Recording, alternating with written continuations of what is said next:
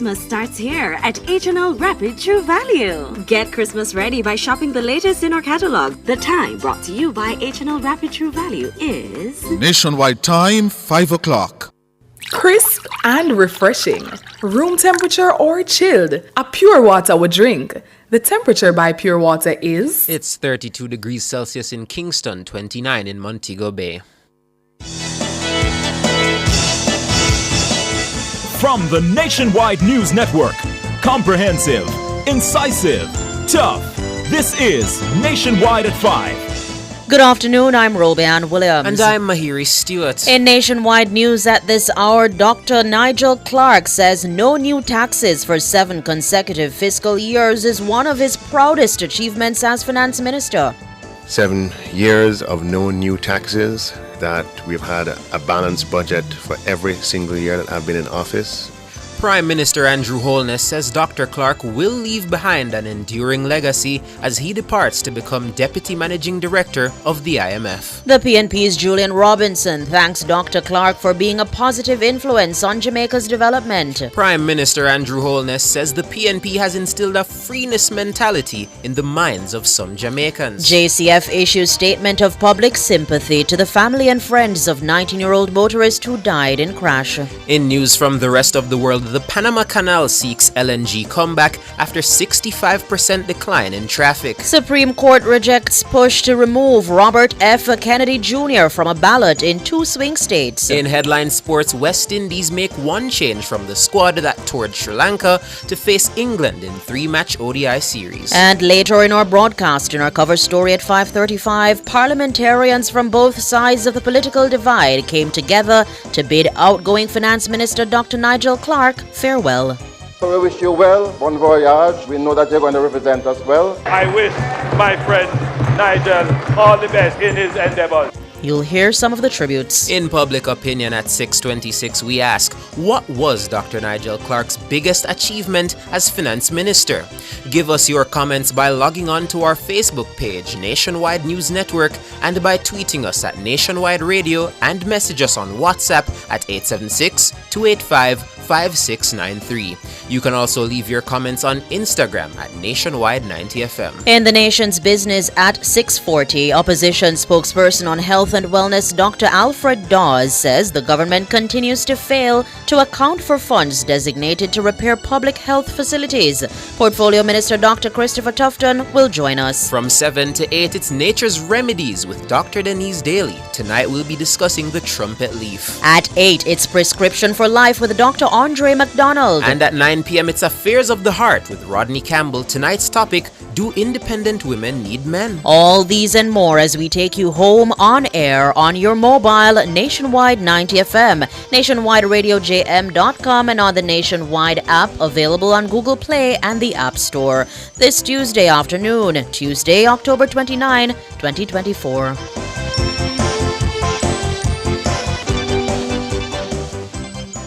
News at 5 is brought to you by KFC's Big Deal. Order through carry-out, drive-through, delivery, WhatsApp, or the new KFC Jamaica mobile app. KFC Big Deal.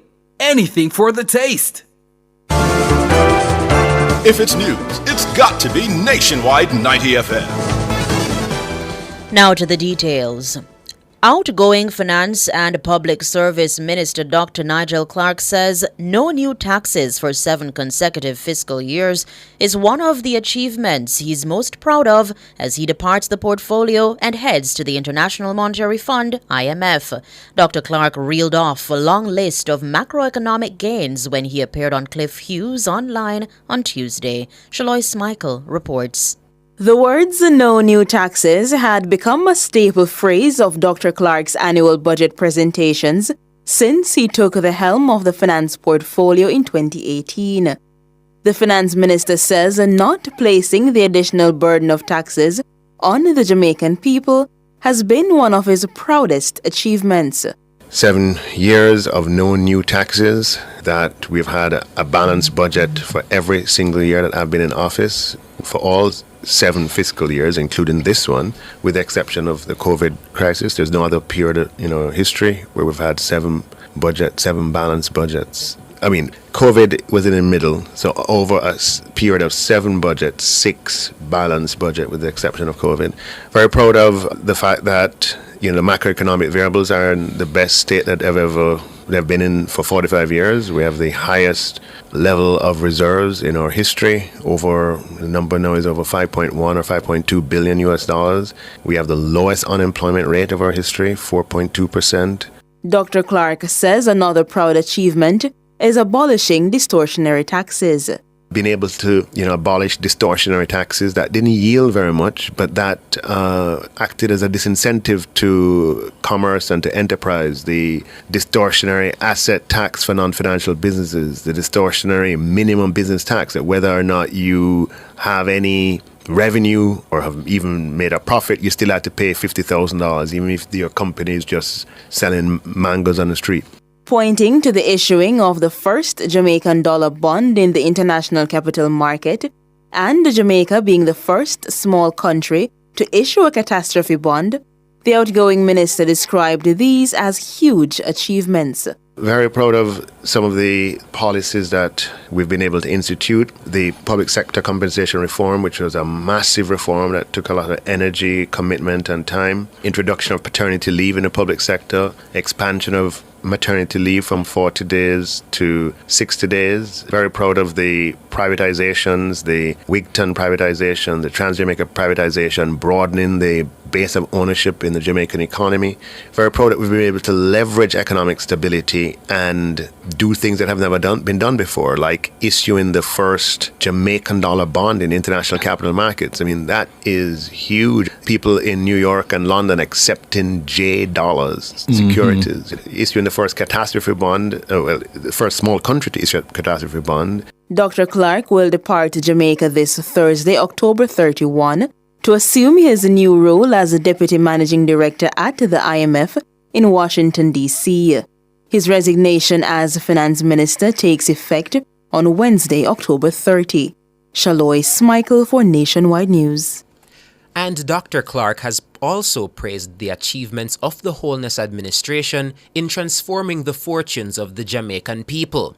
He urged Labourites to arm themselves with these facts, especially ahead of the upcoming general elections. The Labour Party has transformed income in this country, where people are earning more today in real terms than they earned before. We have transformed employment in this country, where there are more people employed than ever before. We're transforming infrastructure in this country. We're transforming healthcare with more hospitals than any time before. We're transforming the transportation system with more buses than before. Minister Williams is eradicating the shift system in schools so that kids have the opportunity to go to school at the same time. Minister Samuda, before he left the cabinet, was working on transforming the water sector by bringing water to communities across Jamaica, and the list goes on. But it's important that we are armed with the facts so that we can bring the truth to the Jamaican people. Dr. Nigel Clark, outgoing Finance Minister. He was speaking at the Jamaica Labour Party's Area Council 1 meeting at the Pembroke Hall Community Centre on Monday. Prime Minister Andrew Holness led tributes for departing Finance Minister and Member of Parliament for North West St. Andrew, Dr. Nigel Clark. Dr. Clark is set to leave Gordon House this afternoon to take up a new position at the International Monetary Fund, IMF. Tributes came from both sides of the House in honor of Dr. Clark. Siobhan Campbell tells us more. The Prime Minister says Dr. Clark will leave behind an enduring legacy as he departs to become Deputy Managing Director of the IMF. He pointed to his management of the public sector compensation restructuring as particularly noteworthy. Now, I must tell you that Dr. Clark took that one on fully and personally, was right there with the unions, right there with the meeting, and, $200 billion later. And I want to repeat that point, that the wage bill has increased by that amount of money. Significant. I remember the minister in one of his unique presentation styles came here to try to show how the proportion of the wage bill has increased. I believe you came with an abacus, right?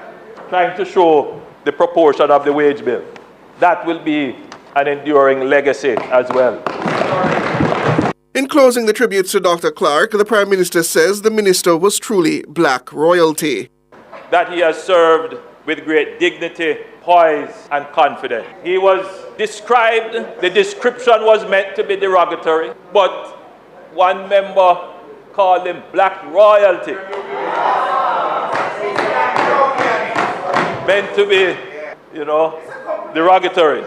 But I believe he captured the essence of the man. And I'm very pleased to have been associated with you, Nigel. I'm very happy to have had the opportunity to work with you to get all of what we have accomplished done. I don't believe 90% of the people understand what we have done.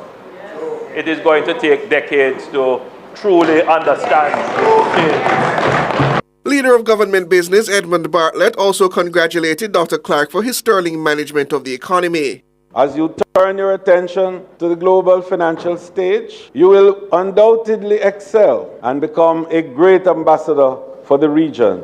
And you, minister, member, can bank on us to cheer you along. Jamaica is thankful for your sterling leadership of the economy, which has resulted in a number of positives during your 6-year tenure. Even your most ardent detractors, Member Clark, and there can't be many, will agree that under your watch, the net international reserve, NIR, has been the healthiest it has ever been in the history of the nation. Siobhan Campbell for Nationwide News. And opposition spokesman on finance, Julian Robinson, thanked Dr. Clark for being a positive influence on Jamaica's development.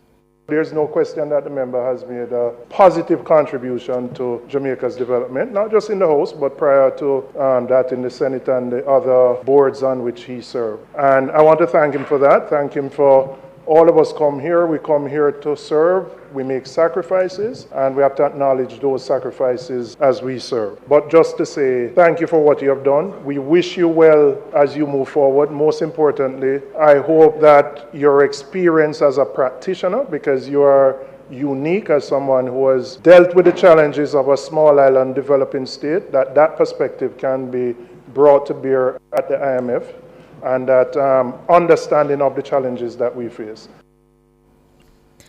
Julian Robinson, opposition spokesman on finance.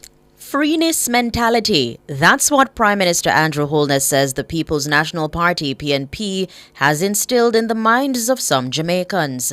The Prime Minister was speaking on Monday night during a JLP Area Council 1 meeting at the Pembroke Hall Community Centre. Mahiri Stewart has that story. Prime Minister Holness says some Jamaicans have been under the influence of the freeness mentality due to the PNP. Speaking at the Area Council 1 meeting on Monday, the Prime Minister says this entitled behavior has plagued Jamaica. There is a kind of thinking in Jamaica that can only be described as PNPism. It is a sense of entitlement to the point that it yields a great level of bad mind. It is a kind of thinking that says anything you want, we can give to you, and you don't have to work for it. It's called freeness mentality. A disconnection between how we make people better and how we use our labor to create wealth. The Prime Minister says borrowing was the solution of the PNP to fixing problems in the country. He says this caused years of hardship for Jamaica. Much of the challenges that we face in the society today can be traced back to PNPism. Let me put it to you now in more concrete terms. Well, we're not going to pay attention to the economy. Economy of foolishness. Economy can't yam. Well, if we want road fix, if you want free education, if you want a house, here what we are going to do. We are going to just borrow. In other words, they believe in development by borrowing. And that is what plagued Jamaica for decades. He also highlighted land as a key area in which the PNP has led Jamaicans astray. Prime Minister Holness says his administration has ensured that Jamaicans have access to not only land, but proof of land ownership.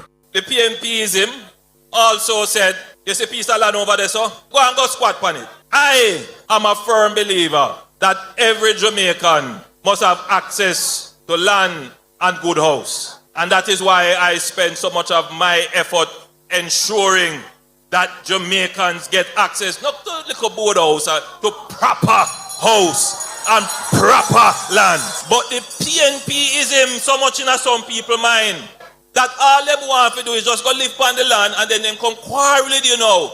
We not no water, we not no road, we not no title. Labour Party believe that yes, you have an entitlement to land and house. We're going to do it in a way that when you get the house and you get the land, you have title to it. Mahiri Stewart for Nationwide News. You're listening to Nationwide News at 5 more news after these.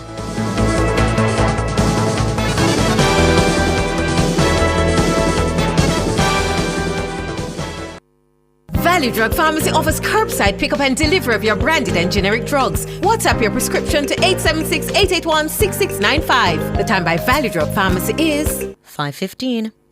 Rent-to-Kill Initial offers air purification solutions with triple filtration and unique auto-sensing capabilities that neutralizes malodor and replaces it with clean air. Call Rent-to-Kill Initial at 926-4236 for more details. The temperature by Rent-to-Kill is 32 degrees Celsius in Kingston, 29 in Montego Bay. We're committed to reducing the impact of disasters occurring in Jamaica. Hurricanes can happen, so be prepared.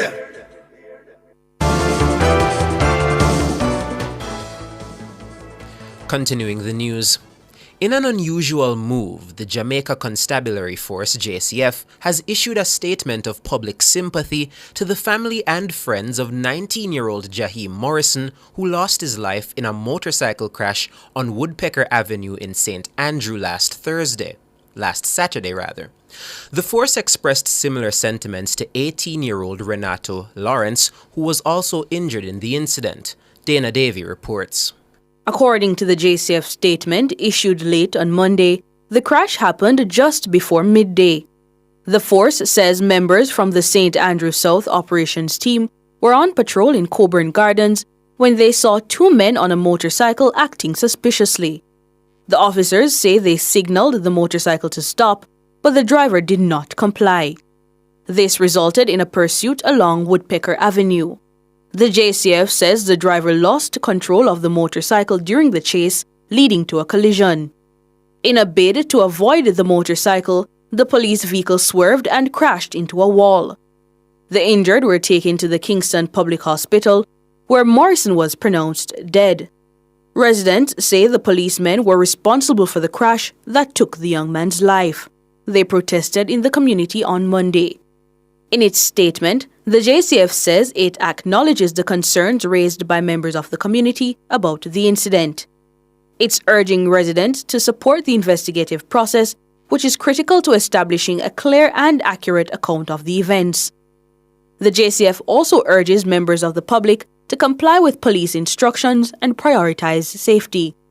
It says compliance can prevent situations that put lives at risk. The matter has been referred to the Independent Commission of Investigations, INDICOM, and an internal investigation by the JCF has commenced. The JCF has also extended sympathies to the policemen who sustained injuries in the incident. Dana Davey for Nationwide News. World in a Minute is brought to you by ABC Electrical Sales. We make things as easy as ABC. Hose assembly and supply, equipping Jamaica for success. And Charles O'Connor Consulting Network, COCN, driven by international accounting standards, modern technology, and integrity. The World in a Minute. The Panama Canal Authority wants to regain vessel traffic carrying U.S. liquefied natural gas to Asia. It says this is due to an increase in demand in that Asian market and a new reservation system that allows shippers to lock in slots. According to Reuters, the move follows a 65% decline in the canal's transit of its second most important segment. Many LNG ships have been kept out of the canal due to a U.S. LNG switch to Europe in the the aftermath of Russia's invasion of Ukraine. This is combined with long waiting times and expensive fees to transit through Panama due to the severe drought. Because the Panama Canal Authority charges a set fee per passage, it can be more convenient for U.S. producers to take longer routes to Asia depending on global LNG prices, delivery terms in contracts, and seasonal demand. But a recovery in Asian LNG demand is likely to continue next year, and it might require increased shipments through the canal. The U.S. Supreme Court on Tuesday rejected an emergency appeal, to remove Robert F. Kennedy Jr. from the presidential ballot in 2 battleground states. Kennedy wanted to get off the ballot in Wisconsin and Michigan after dropping his independent bid and endorsing Republican Donald Trump. He argued that keeping him on the ballot violated his First Amendment rights. However, Michigan and Wisconsin said removing his name now, with early voting underway, would be impossible. Kennedy has been working to get off the ballot in 7 key swing states since endorsing Trump. Wisconsin and Michigan are the last 2 where his name was expected to appear. The justices did not detail their reason in rejecting the emergency appeal. The presence of the independent and third-party candidates on the ballot in swing states could be a key factor in the close presidential race.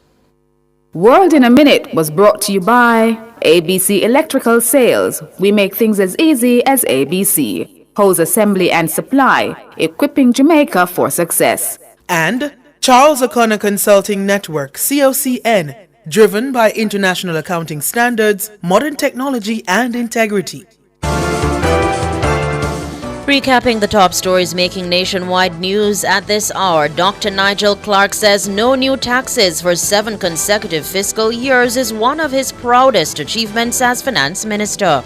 7 years of no new taxes, that we've had a balanced budget for every single year that I've been in office.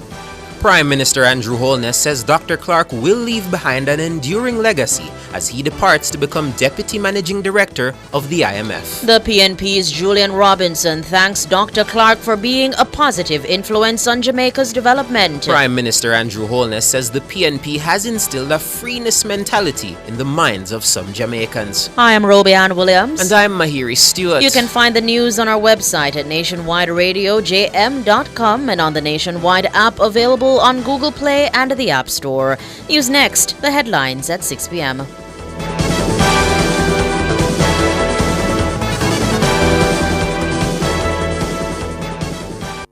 News at 5 was brought to you by KFC's Big Deal. Order through carry-out, drive-through, delivery, WhatsApp, or the new KFC Jamaica mobile app. KFC Big Deal. Anything for the taste. Attention motorists. It's time to switch to the T-Tag on Highway 2000 East West.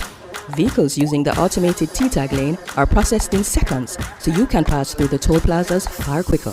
The T-Tag makes it quicker, more cost-efficient, and safer for our customers. So switch to the T-Tag today and experience the convenience. The discount on T-Tag packages has been extended. Get yours for only $1,500, including a $500 toll credit from now until October 31st. Jamaica, your government has delivered. 100 brand new CNG buses are now rolling out across the island. Enjoy lower bus fares, short wait times, and air-conditioned comfort on every ride. Enjoy a smoother commute and more savings every day. It's all part of our commitment to lower the cost of living and improve your daily commute. Brought to you by the Office of the Prime Minister. You ever hear Earthquake call and say, "Hello, Miss Lee, yes, it's me, Earthquake, I coming Tuesday around 10? No, sir. Earthquake does arrive unannounced, and when it come, it shake all sense and sensibility out of we. Remain calm, stay inside, and do the DCH. Drop, hover, hold on. Once the shaking starts, you know it's earthquake. Make a quick move to a safe place. Don't run to the door, we are any exit. Stairs might block up or full of people. Elevator, avoid that, because you might get in and poof, power gone, and you're stuck in that box without ear. Drop, hover, hold on. A message from the Office of Disaster Preparedness and Emergency Management.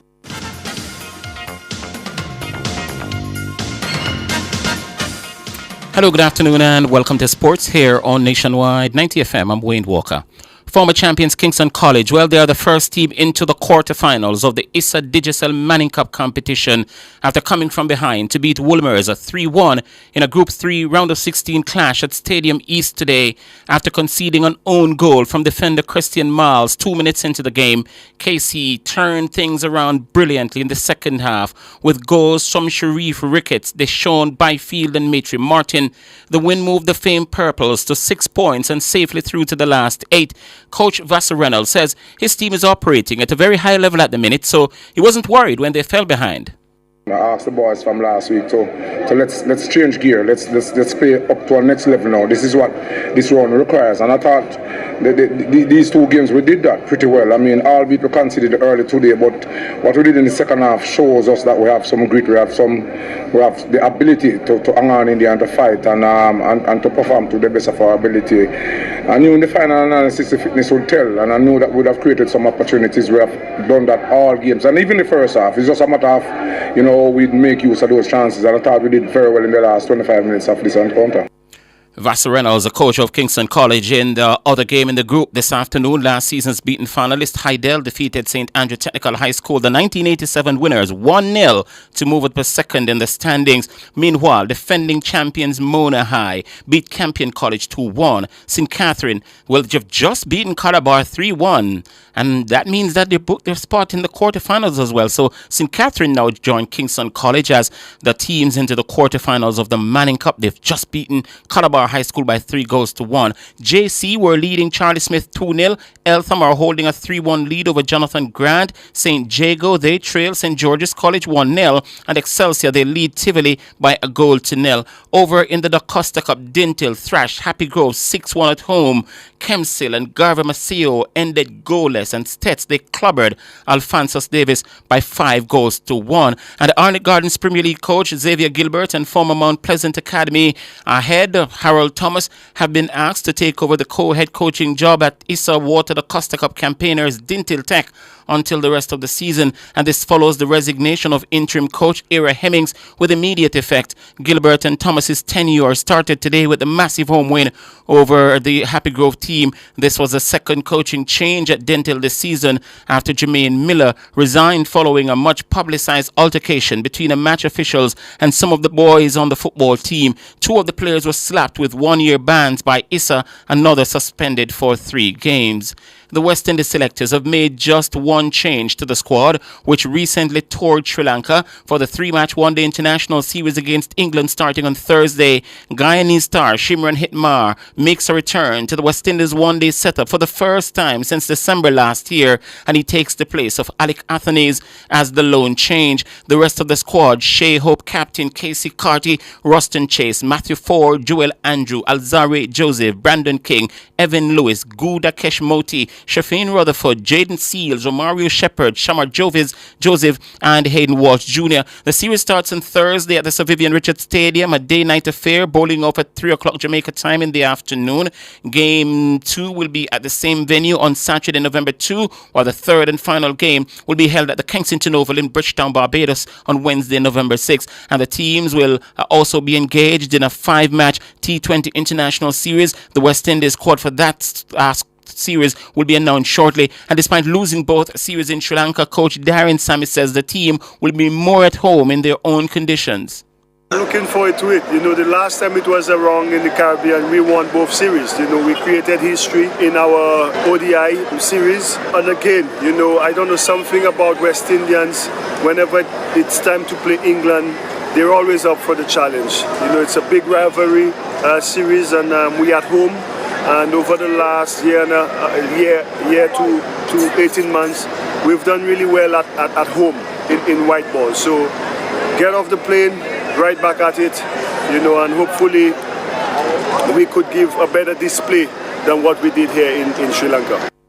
Yeah, that's coach of the West Indies white ball team, Darren Sammy. The Trinidad and Tobago Red Force started the defense of their CG United Regional 50-over title with an impressive 60-run win over the combined campuses and colleges team at the Sir Frank Worrell Ground in St. Augustine today. Sent to bat, the Red Force, they were dismissed for 194. Kijourn Otley 45, Jide Gooley 37 and Amir Jangu 29 made most runs against Amari Goodrich 3 for 18. The CCC were then bundled out for 134 in 38 overs and a ball. Shakir Paris blasted 57 as Carrie Pierre returned impressive figures of 4 for 8, and he was backed up by Yannick Correa 3 for 31. And let's skip over to Trinidad because a game is in progress at the minute. The Guyana Harpy Eagles, they were restricted to 274 for 5, and they're playing against the Windward Islands Volcanoes. Just have a quick look here at the Guyana batting, and let's see who led the batting. 65 came from Tevin Imlach, and there was 49 from Tajin Ryan Chandopol. There was 42 from Kevlin Anderson and 33 from Matthew Nandu. Let's have a look at the wickets here. The most successful was Shadrach Descartes. He bagged 2 for 53. At the moment, the Windward Islands replying. They need 275 to win. They're 82 for 5 after 16 overs and 2 balls. Yeah, and just coming back to tell you that the competition will continue tomorrow with the Jamaica Scorpions opening their season against the Barbados Pride at the Brian Lara Stadium starting at 9 in the morning Jamaica time, and the West Indies Academy taking on the Leeward Islands Volcanoes. That's sports. We're going to be back with more, much more at 6:05.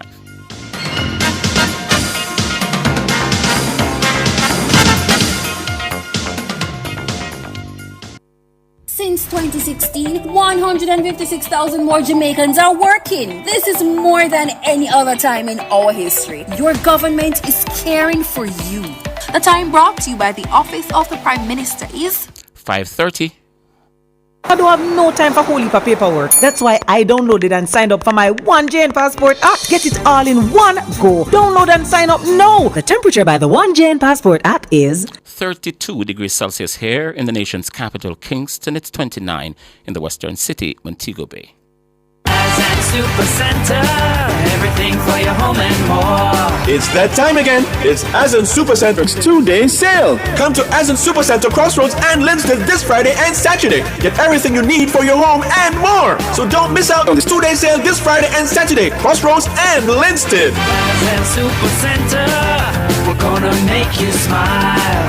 Aslan Supercenter, it's a lifestyle. It's a lifestyle.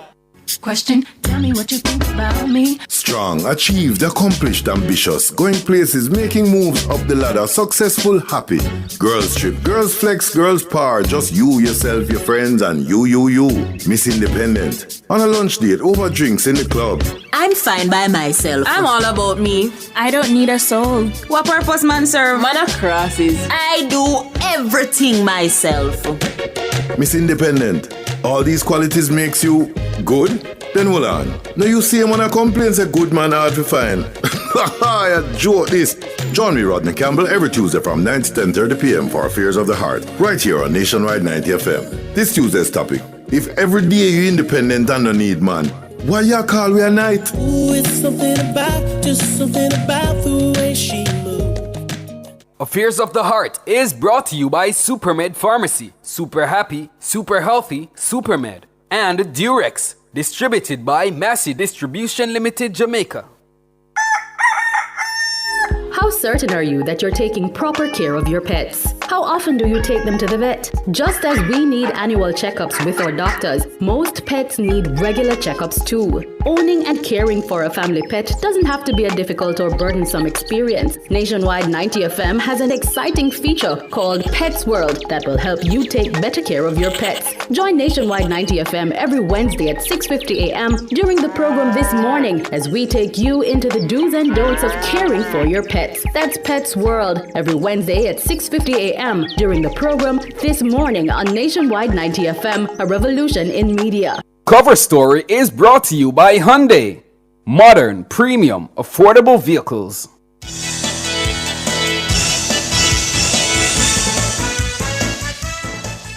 Good afternoon. Thank you so much. And Nationwide at 5. I'm Cliff Hughes. And I'm Siobhan Campbell. Good afternoon, Siobhan. Good afternoon, Sir Hughes. How are you? I'm doing quite well. Interesting day today. Interesting day, and I think we should start there. Who is the country's finance minister? I think until 11:59, or better yet, 12 o'clock midnight, it is still Finance Minister Dr. Nigel Clark. Oh. And still we haven't heard who will be replacing him. Not at all. I was expecting that announcement today, but it's not incoming yet. It's now 5:34. We have not been told. Yeah? Maybe they just don't want to steal Dr. Clark's thunder on his last There's no day. more thunder to steal. The House met this afternoon and they paid tributes to the outgoing finance minister, tributes on both sides of the House, and it was all in good spirits and in recognition of the work that Dr. Clark has done. But up until now, we're all watching our phones, for any advisory from Jamaica House. There's none. So we don't know. So we are continuing to speculate. But it would seem to me now, Siobhan, that at this stage, it will be the Prime Minister who will assume the role of Finance Minister. And that was going to be my question, Mr. Hughes. If a Finance Minister is not immediately announced after the departure of Dr. Clark, does the portfolio simply just return to the Prime Minister? No.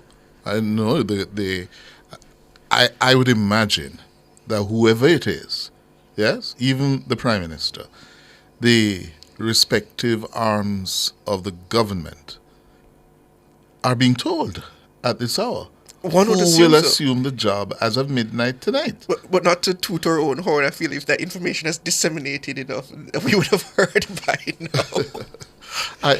Clearly, it would be a gross dereliction of duty and failure to manage statecraft if by midnight the country is not officially advised as to who will be the new finance minister.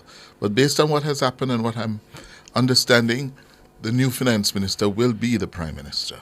And I'm assuming then we'll have a state minister of finance. Yes, to do some of the heavy lifting, in the work. And then there will be other changes in the government, for example. Indubitably. We have, at the very least, one more by-election, most likely on the horizon in Northwest St. Andrew. Mm-hmm. And we could see that twinned with others. And I thought we were going to have the Representation of the People Act amended today to solve a matter regarding the issue of, I believe, it is one of the council seats that should have gone up for by-election already. But that legislation wasn't tabled. Well, the House is still meeting, so it might still be tabled before the end of the day. So, listeners, as of this moment, the clock, 5:36, in 6 hours and 24 minutes, we gather the resignation of Dr. Nigel Clark as a member of the House and as a finance minister who would be effective, right? And we are all watching our phones, to see whether we are going to be getting the official announcement as to who will be replacing Dr. Clark at finance. So I was just reminded by Cheeseman, we already have a state minister for finance. Yeah, but that's it. A state minister is not the finance minister. Yeah. Anyway, in the House this afternoon, the Prime Minister paid tribute to his finance minister, saying that he had achieved a lot. Let's look at some of the things that have changed, the practical things, Since you have mentioned it, remember, we have gone through 9 budgets and we have not increased taxes. Our reserves are at the highest levels they have been in decades.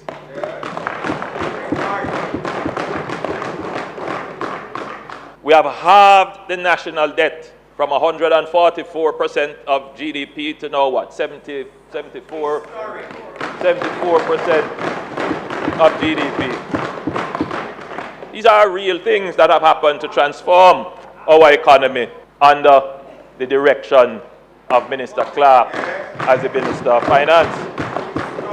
Minister Clark presided over legislation to create an independent central bank.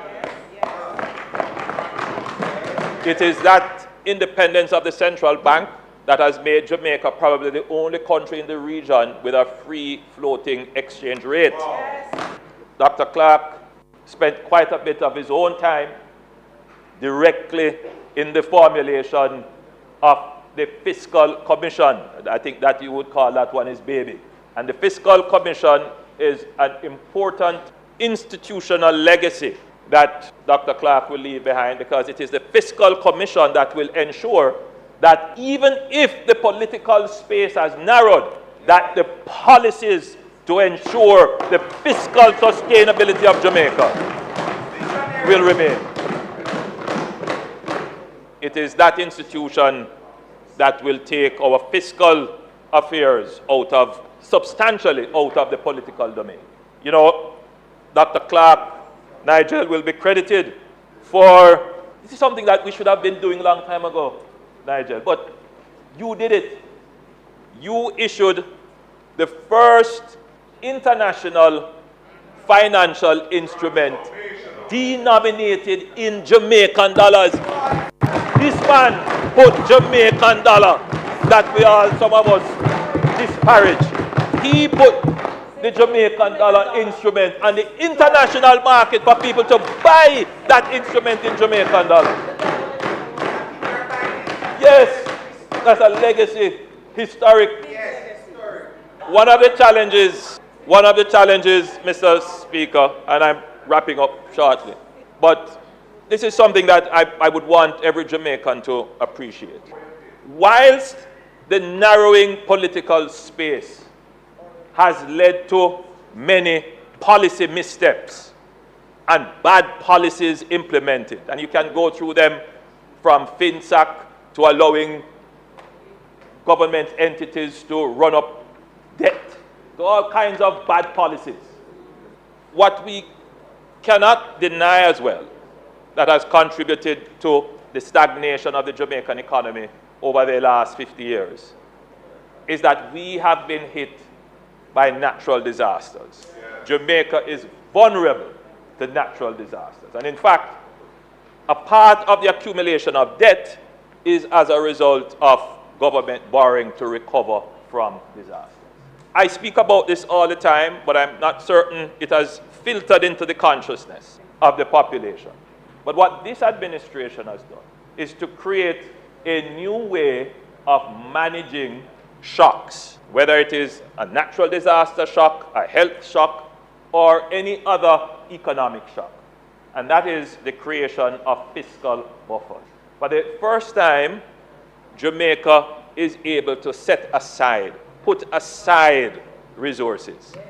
But we have also created what is commonly termed as a multi-layered risk mitigation, risk financing system, where you would have seen it in operation. Jamaica hit by a barrel, and we didn't have to turn to the international community for borrowing or request for extensive aid. The key element of that would be the issuance of the catastrophe bond. Jamaica being the first small country to successfully issue a catastrophe bond. That is the achievement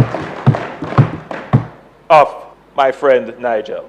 That's Prime Minister Andrew Holness leading tributes to Dr. Nigel Clark. Meanwhile, Dr. Clark's opposition counterpart, that's Julian Robinson, also thanked him for his contributions to Jamaica's development. Mr. Speaker, it should be no surprise that the member has chosen public service. Both his parents are nationalists who have served this country with distinction. His father in the judiciary, his mother in education, and in later becoming the first children's advocate of Jamaica. So there is no surprise that the member has chosen to devote a significant part of his life to public service. I've known him, maybe a surprise to members over here, for 25, 30 years, and got to know him well when we were both in the UK, and this will surprise members. He lived in a house that was called Black House, shared with 4 other colleagues, and his house was the party center house in Oxford. I have a picture which I've chosen not to share because I told him it would probably give him more ratings if I shared it, right? Of him doing some dance moves. But his wife has said all is cool and it can be shared. But we, back in the late 90s, early 2000s, we formed a friendship back in the UK, and we have maintained that friendship. As I said 3 weeks ago, there's no question that the member has made a positive contribution to Jamaica's development, not just in the House, but prior to that in the Senate and the other boards on which he served. And I want to thank him for that. Thank him for all of us come here. We come here to serve. We make sacrifices, and we have to acknowledge those sacrifices as we serve.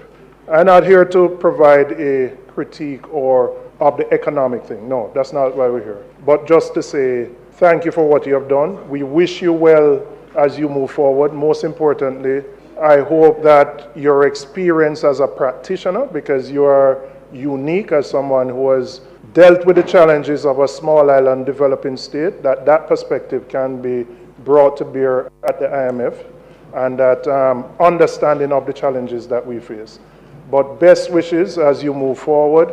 Maintain the integrity which has never been questioned in your entire public life, and the friendship. Again, maybe a surprise, when he was entering representational politics, he picked up the phone and called me and asked me, just for some pointers on it and how to manage the constituency. But in spite of the sharp debates that we have had, the differences that we may have, there's always been that cordiality and that friendship which has maintained. And as I said, it's a distinction in terms of where you're moving towards, and we wish you well in your continued service beyond the shores of Jamaica, but for the betterment of the world and those who live in it. Thank you very much.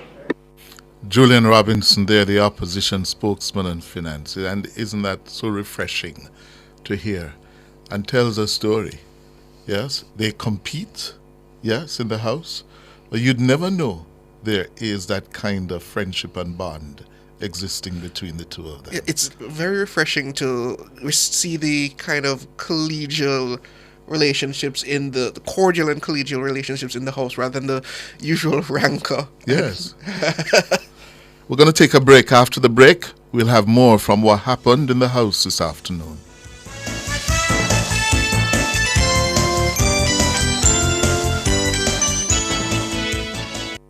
Clearing personal, non-commercial shipments at the port? Avoid the wait. Request a contactless clearance through your agent today. It's more efficient. It's secure. The time by the Jamaica Customs Agency is 14 minutes to 6. Upgrade your kitchen and bathroom to the next level with Unique Living. They're the ultimate destination for all your kitchen and bathroom needs. From luxurious shower systems to exquisite faucets, vanities, sinks, toilets, closets, and more. They have it all. Visit shop number 6, 30 Dunrobin Avenue, Kingston 10, or call them at 876-755-3661. Elevate your space with Unique Living, where quality meets expectations. This is a public service announcement from the JN Bank. All JN Bank branches will close to the public at 1 p.m. on Wednesday, October 30, 2024, to facilitate a staff meeting. The bank apologizes for any inconvenience this early closure may cause and thanks its members and customers for their patience and continued loyalty. Regular operating hours will resume on Thursday, October 31. That was a public service announcement from the JN Bank. So what you get? The new Popeye's blackened chicken sandwich, my girl. The flavor just hits different. Blackened like it burn up? Nah, man. Blackened because of the color of the Louisiana herbs and spices. Blackened like the flavor buck. No breading and the seasoning soaked deep in the chicken. But get yours and try it, cause me nah share yours. Get the new Popeye's blackened chicken sandwich. Limited time only. Love that chicken from Popeyes. 12 minutes going up to 6 o'clock. We are giving you excerpts of what transpired in the House of Representatives this afternoon with the departure of the Finance Minister, the member for North West St. Andrew, Dr. Nigel Clark. He made his final appearance, last appearance, but who knows? You know, Siobhan, I had a caller earlier today saying that He's confident that in about 10 years, Nigel Clark will be back and will be running for Prime Minister. That would be never say never. That would be an interesting thing, but Nigel Clark and Dr. Holness at this point are now essentially the same age, would they not be? Dr. Clark is about a year or two older. Another in 10 years, though, I wonder if the country would not be looking to someone a bit younger. Don't try to look that far into the future. Well, in the meantime, you heard there from the opposition spokesman, Julian Robinson, and before Julian, you heard from the Prime Minister. Well, we're going to hear now from the leader of government business in the House, Edmund Bartlett. He also thanked Dr. Clark for his management of the economy. Jamaica is thankful for your sterling leadership of the economy, which has resulted in a number of positives during your 6-year tenure. Even your most ardent detractors, Member Clark, and there can't be many, will agree that under your watch, the net international reserve, NIR, has been the healthiest it has ever been in the history of the nation. According to the Bank of Jamaica, Jamaica's NIR stood in fact at $5 billion at the end of August 2024. And that makes the point. You have presided over an economy which has seen the unemployment rate plummet to an unprecedented level of 4.2%. This is truly remarkable, and indeed a tremendously remarkable feat, which has resulted in most youths in our land now being employed for the first time in Jamaica. Your sterling leadership of the economy has also allowed for the government to fund a raft of infrastructural projects, such as the $45 billion Spark program, the $275 million US dollars Montego Bay Perimeter Road project, which includes construction of a Montego Bay bypass, accompanied by a comprehensive drainage study, the Barnett Street, West Green Avenue Road rehabilitation, and the Long Hill bypass, to name just a few. The economic stability of the country has also allowed the government to provide an 88% increase in minimum wage, moving from 6,200 when the JLP came to power to 15,000 today. One of your much heralded achievements, which will be etched in the taxpayers' memory, is how your fiscal policies have resulted in the nation benefiting from no imposition of taxes for several years. This is truly a historic feat. And allow me to say, Nigel, although you have worked fervently to accomplish much for the nation, you still found time to display a profound sense of humor. Still fresh in my memory, of course, and yours, is the use of the red card. In closing your 2024-25 budget debate in the House, after the declaration that despite government's claim that it had imposed no new taxes over the past several fiscal years, the taxes being collected from the Jamaican people have risen dramatically under this government. So then why should this be, and why should anyone hide it? And of course, you immediately said, of the person, you have been given a red card. There are other humorous moments, and I think that the member from the other side who isn't here at the moment, leader of the opposition, might have also memories and recollection of some very humorous banter between both of you across the floor. That's Edmund Bartlett, leader of government business in the House of Representatives. Well, his opposition counterpart, Philip Paulwell, also joined his colleagues in wishing Dr. Clark well in his new position. The member, despite one or two aberrations, has displayed tremendous civility and cordiality with his colleagues across the aisle. And we want to recognize that.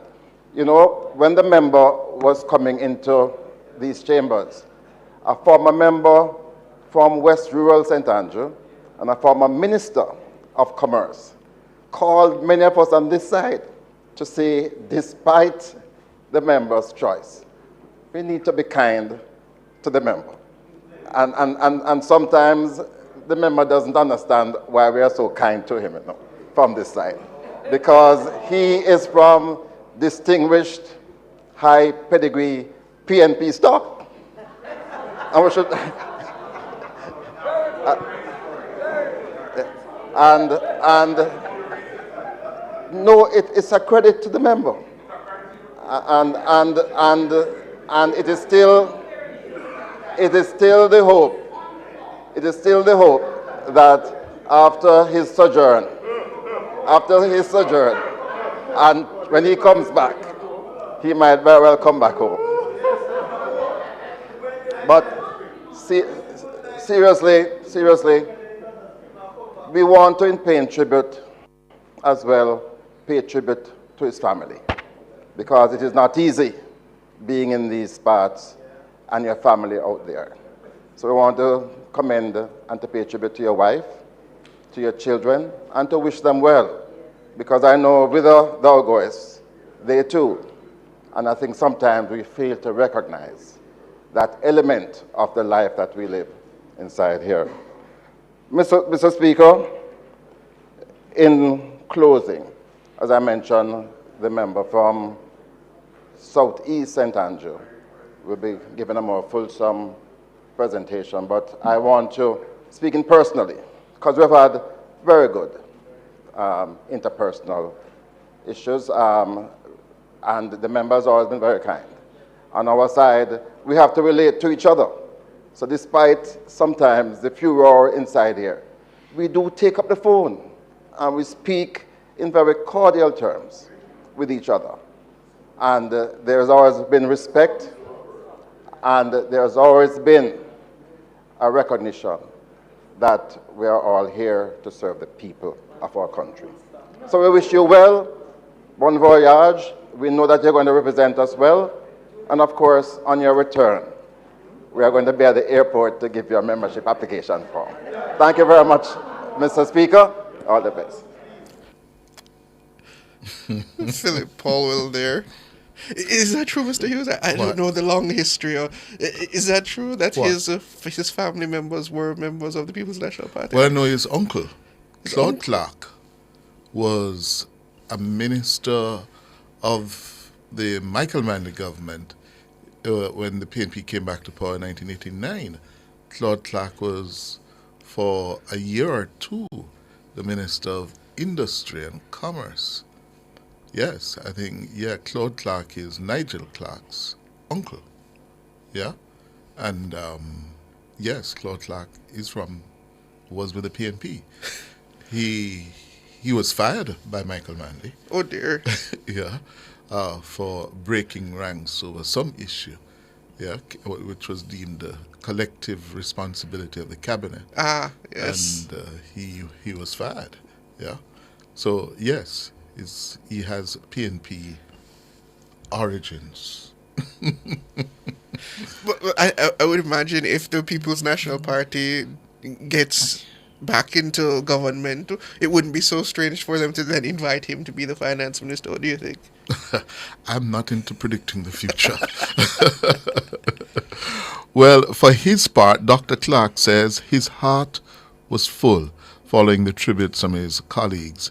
He also offered some advice to the ministers who may come after him.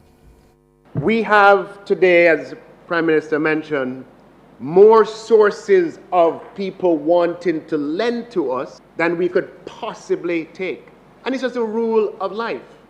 People want to lend to people who don't need money because their chances of being repaid are better. So I want to say to ministers of finance who follow, don't be impressed by the many offers that you're going to get to lend you money. I have had that too.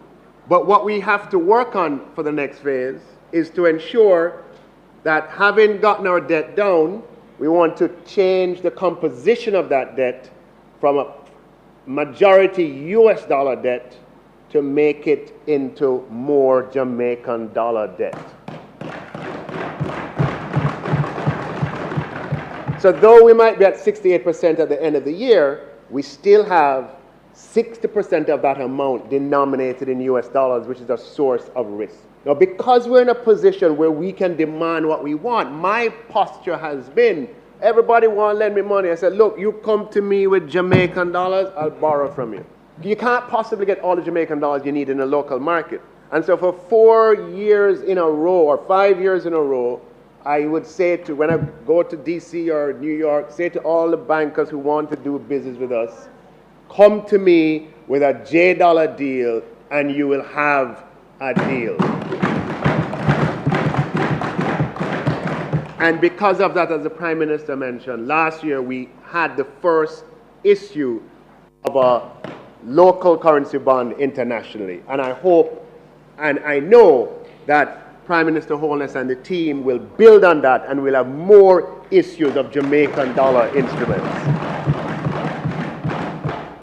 Now, the important thing, Mr. Speaker, about economic stability, I want to say there's 3 important things about it. One is that it's not a panacea. It doesn't solve all of our problems. It can't. But you cannot solve our problems sustainably without it. Economic stability is not anyone's enemy. It is the friend of every noble social and economic objective that you want to sustain over time. But keeping it, Mr. Speaker, is not an inevitability. As much success as we have had, the path ahead does not allow for policy error because Jamaica's finances are so rigid and tight. And so, Mr. Speaker, it can be maintained by the choices that we make, and choices that consider today as well as tomorrow, and importantly, choices that leave enough space for public investment. It's only through public investment that we can improve quality of life. Dr. Nigel Clark, yes, ending his farewell to the Jamaican House of Representatives. And for those of you on our YouTube channel, Nationwide 90 FM Live, we're going to show you what were those scenes like in the Parliament this afternoon after Dr. Clark gave his tribute. Mr. Speaker, running through the tape.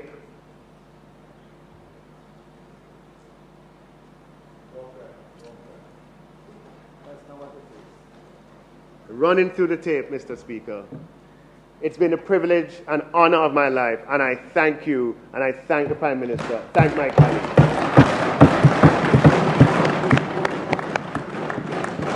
For a moment there, Dr. Clark became quite emotional as the occasion really hit him that this was his last stance in the House of Representatives.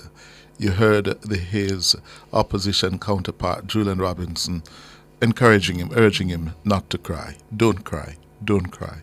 It was quite a moment, Siobhan. Yes, sir. I noticed you said his last. I'm sure he will be back in some capacity in the House of Representatives. Just before we go, an item of news.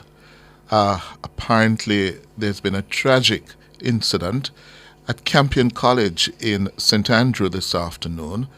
We understand that a student of Campion, a second form student, died this afternoon after a goalpost fell on him. The boy was a member of the school's rugby team and was reportedly at training when the incident occurred. All sources say the boy was reportedly swinging on the post when it came crashing down. He was rushed to the University Hospital of the West Indies, where he died. We'll have more in our sports. And the Education Minister, Favour Williams, has reacted to the untimely death of this Campion College student. I'm deeply saddened by the death of a student today at Campion College. While I await details on what happened, in the interim, I want to extend my heartfelt condolences to the family and to the entire school community. The guidance and counseling teams from the Ministry of Education and Youth will be dispatched and at school tomorrow to offer support to students and teachers. We are so sad to. There, Favour Williams expressing condolences for this very tragic accident at the Campion College this afternoon. So we're going to leave it for this cover story. I've got to run out. Siobhan is going to be taking you home until 8 this evening. Time now for the headlines.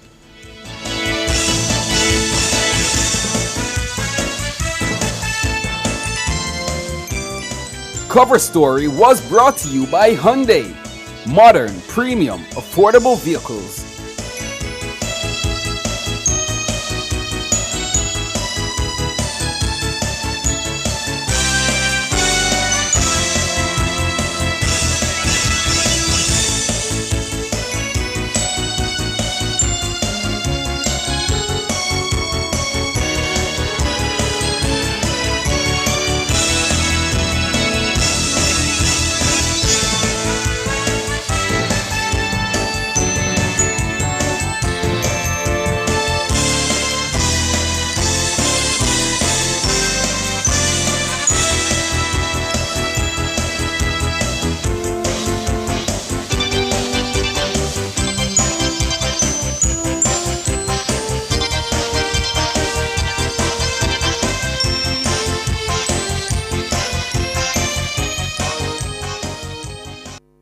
The time brought to you by Guardian Life. Live secure, live easy is 5 minutes after 6.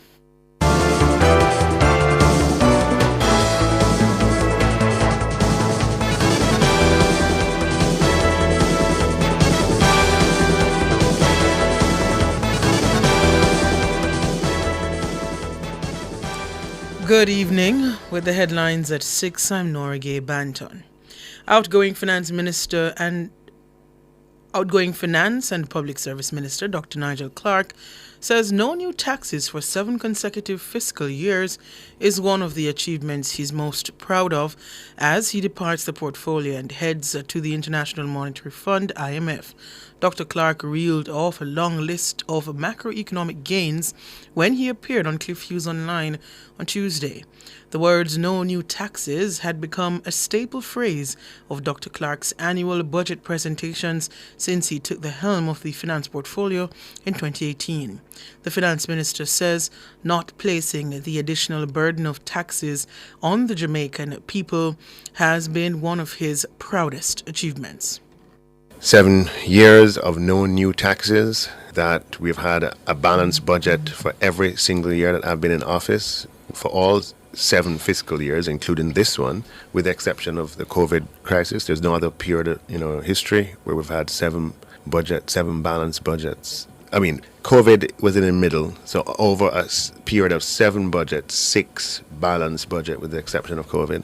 Very proud of the fact that the macroeconomic variables are in the best state that they've been in for 45 years. We have the highest level of reserves in our history. The number now is over 5.1 or 5.2 billion US dollars. We have the lowest unemployment rate of our history, 4.2%. Dr. Clark says another proud achievement is abolishing distortionary taxes. Being able to abolish distortionary taxes that didn't yield very much, but that acted as a disincentive to commerce and to enterprise. The distortionary asset tax for non-financial businesses, the distortionary minimum business tax, that whether or not you have any revenue or have even made a profit, you still have to pay $50,000, even if your company is just selling mangoes on the street. Pointing to the issuing of the first Jamaican dollar bond in the international capital market and Jamaica being the first small country to issue a catastrophe bond, the outgoing minister described these as huge gains.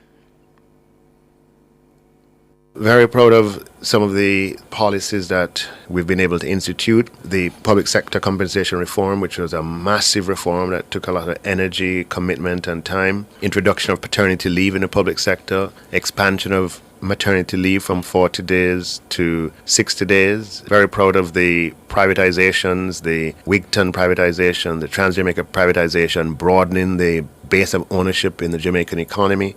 Very proud that we've been able to leverage economic stability and do things that have never been done before, like issuing the first Jamaican dollar bond in international capital markets. I mean, that is huge. People in New York and London accepting J dollars securities. Issuing the first catastrophe bond, the first small country to issue a catastrophe bond. Dr. Clark will depart Jamaica this Thursday, October 31, to assume his new role as Deputy Managing Director at the IMF in Washington, D.C. Prime Minister Andrew Holness led tributes for departing Finance Minister and Member of Parliament for North West St. Andrew, Dr. Nigel Clark. Dr. Clark is set to leave Gordon House this afternoon to take up his new position. Tributes came from both sides of the House in honor of Dr. Clark. The Prime Minister says Dr. Clark will leave behind an enduring legacy as he departs to become Deputy Managing Director of the IMF. He pointed to his management of the public sector compensation restructuring of particular note. Now, I must tell you that Dr. Clark took that one on fully and personally, was right there with the unions, right there with the meeting, and, $200 billion later. And I want to repeat that point, that the wage bill has increased by that amount of money. Significant. I remember the minister in one of his unique presentation styles came here to try to show how the proportion of the wage bill has increased. I believe you came with an abacus, right? Trying to show the proportion of the wage bill. That will be an enduring legacy as well. In closing the tributes to Dr. Clark, the Prime Minister says the minister was truly black royalty. That he has served with great dignity, poise, and confidence. He was described, the description was meant to be derogatory, but one member called him black royalty. Meant to be, derogatory. But I believe he captured the essence of the man. And I'm very pleased to have been associated with you, Nigel. I'm very happy to have had the opportunity to work with you to get all of what we have accomplished done. I don't believe 90% of the people understand what we have done. It is going to take decades to truly understand. Prime Minister Andrew Holness. Those were the headlines at 6. Sam Norigay Band on Sports is next.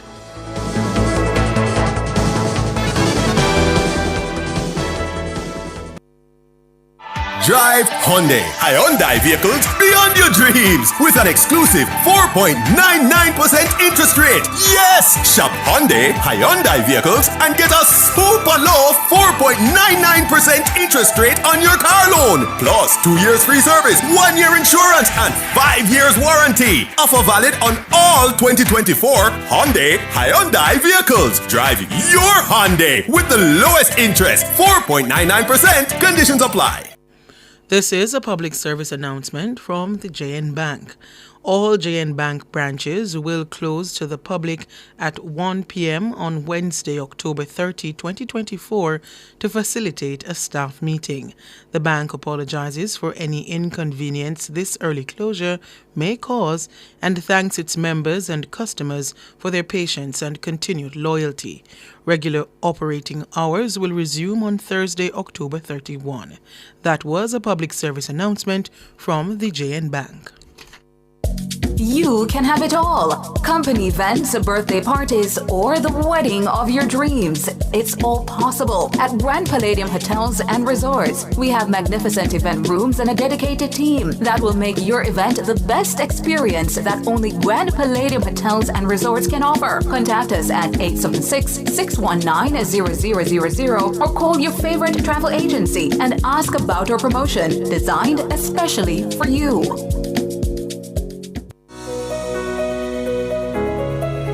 When Sagicor Bank thinks of a woman, here's what we see. We see business leaders managing sole trader businesses to large corporations. We see university graduates as our women uplift themselves academically. We see more home owners, ambitious women working hard to build their own legacy.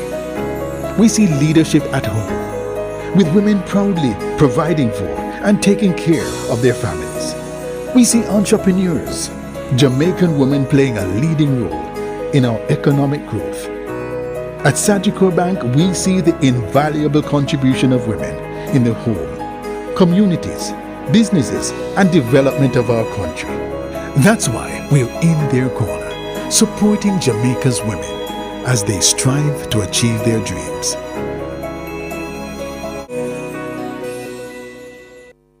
Are you ready to turn your sales and marketing skills into high earnings? Nationwide 90 FM is searching for business development executives to build lasting client relationships. If you have experience across all stages of the sales cycle and possess strong communication, negotiation, and time management skills with a proven sales track record, this opportunity is perfect for you. Join our team and work with the top corporate brands, media agencies, and of course, our on-air personalities. Enjoy networking opportunities, professional growth, and competitive commissions. Ready to take the next step? Send your resume to hr@nationwidenewsnetwork.com today.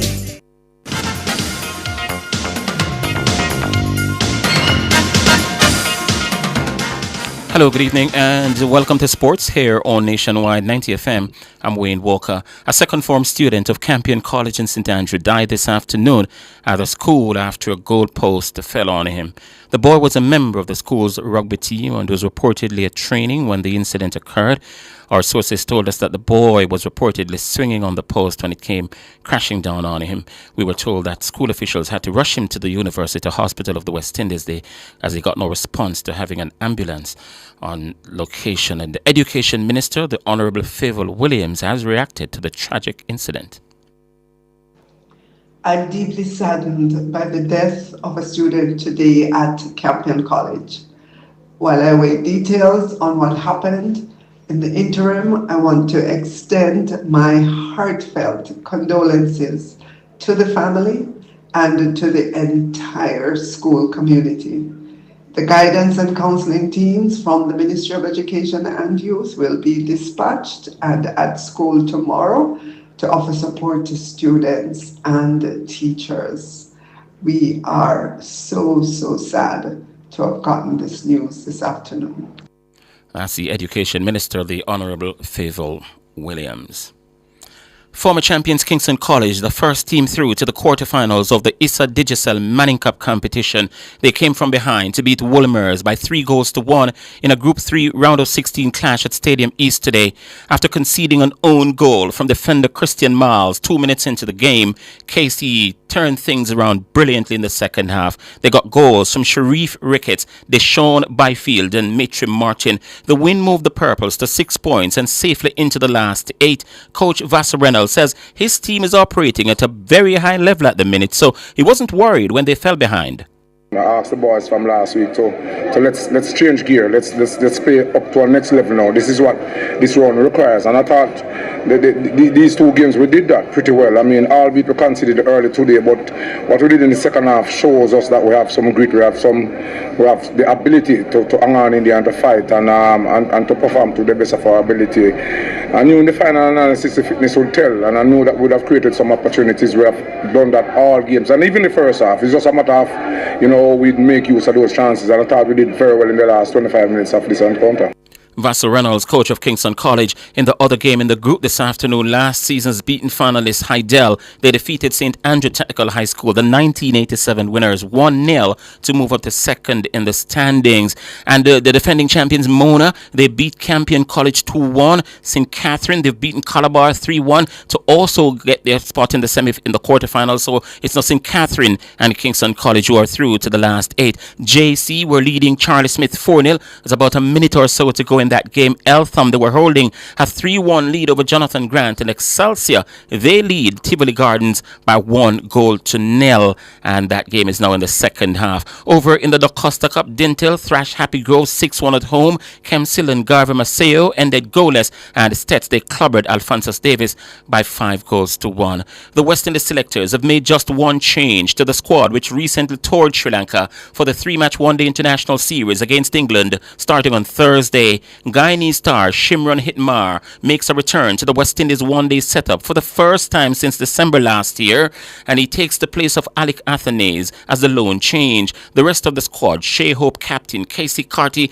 Rustin Chase, Matthew Ford, Joel Andrew, Alzari Joseph, Brandon King, Evan Lewis, Kuda Keshmoti, Shafine Rutherford, Jaden Seals, Romario Shepherd, Shamar Joseph, and Hayden Walsh Jr. The series starts on Thursday at the Sir Vivian Richards Stadium, a day-night affair, bowling off at 3 p.m. Jamaica time.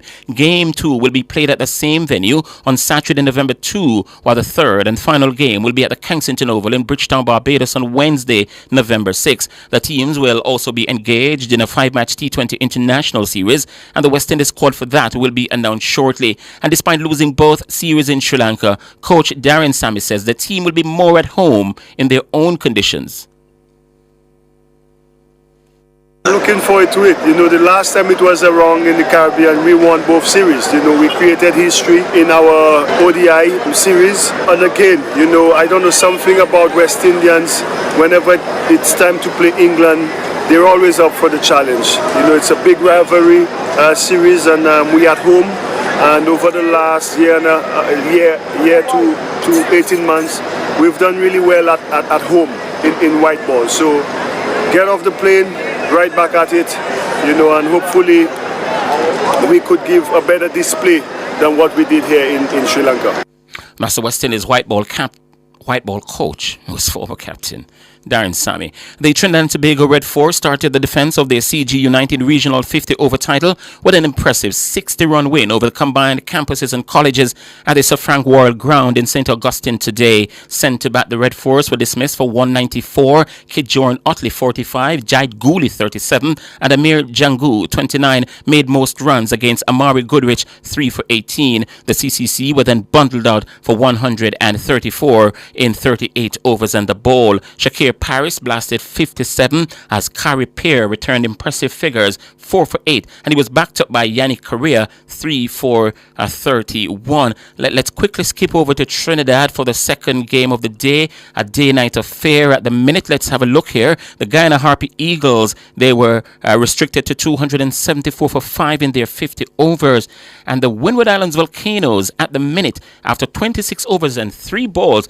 they're 143 for 6, so they need 132 more runs from 23 overs and 3 balls for the win. So they've got 4 wickets in hand, and they need 132 from 23 overs and 3 balls. So Guyana 274 for 5, the Windwards 143 for 6. And the competition, it continues tomorrow with the Jamaica Scorpions opening their season against the Barbados Pride. The game to be played at the Brian Lara Stadium at 9 Jamaica time in the morning it starts, and the West Indies Academy against the Leeward Islands Hurricanes, and that game also is set to start at 9. Tony DeZorsi and the Tristan Stop both hit centuries as South Africa reached a 307 for 2 at Thompson Day 1 of the second test against Bangladesh in Chattogram. DeZorsi is unbeaten on 141, Stubbs 106 out. DeZorsi and Stubbs, with 8 and 5 test caps to their names respectively, shared South Africa's third highest second wicket stand in Asia of 201 to put South Africa in a very, very strong position to push for a series sweep. Tajul Islam has so far taken 2 wickets for Bangladesh. And we move on with the 3-year wait for the annual general meeting of Netball Jamaica is finally over. The governing body for netball says the AGM is set for December 14. 2021 was the last time the association hosted an AGM. The association was unable to host the AGM without the audited financial report. Tricia Robinson's position as president and the other directors' posts are up for re-election. The president as well as the directors can only serve 3 2-year terms. And that will do it for sports.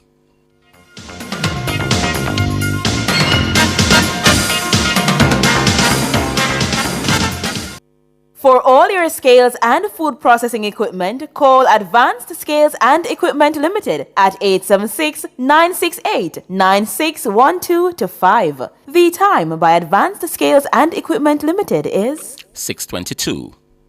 This is a public service announcement from the JN Bank. All JN Bank branches will be closed to the public at 1 p.m. on Wednesday, October 30, 2024, to facilitate a staff meeting. The bank apologizes for any inconvenience this early closure may cause and thanks its members and customers for their patience and continued loyalty. Regular operating hours will resume on Thursday, October 31. That's Thursday, October 31. That was a public service announcement from the JN Bank.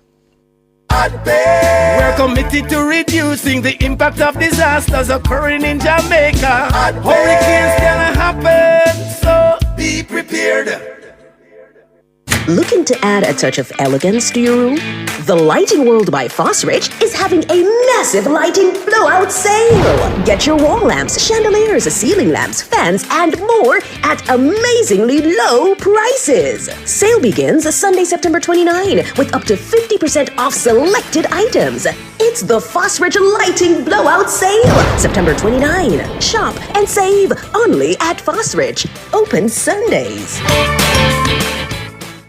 The 5% Club is now taking new members. Sounds exclusive? We don't want it to be. You see, it's made up of less than 5% of women who get screened for breast cancer in our country each year. At Sagicor, we've made it our mission to help to change the statistics. In fact, with 5,000 more women getting screened, we can officially become the 6% Club. And we won't stop there. So please get checked. Early detection saves lives. Go to bit.ly/5% Club JA.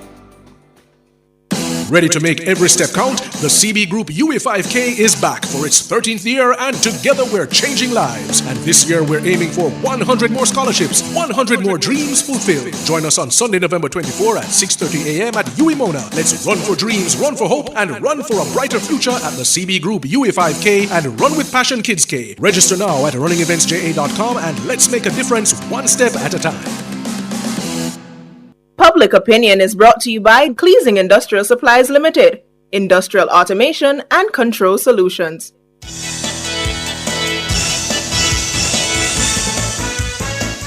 Good evening, and welcome to Public Opinion. I'm Robianne Williams. A special good evening to our friends on YouTube. Thank you for tuning in, for joining us, for viewing us. We invite you to weigh in live in the comments section on today's Public Opinion. Now, outgoing Finance and Public Service Minister Dr. Nigel Clark, he says no new taxes for 7 consecutive fiscal years is one of the achievements he's most proud of as he departs the portfolio and heads to the International Monetary Fund, IMF. Now, Dr. Clark reeled off a long list of macroeconomic gains when he appeared on Cliff Hughes Online on Tuesday. 7 years of no new taxes, that we've had a balanced budget for every single year that I've been in office, for all 7 fiscal years, including this one, with the exception of the COVID crisis. There's no other period in our history where we've had 7 balanced budgets. I mean, COVID was in the middle, so over a period of 7 budgets, 6 balanced budget with the exception of COVID.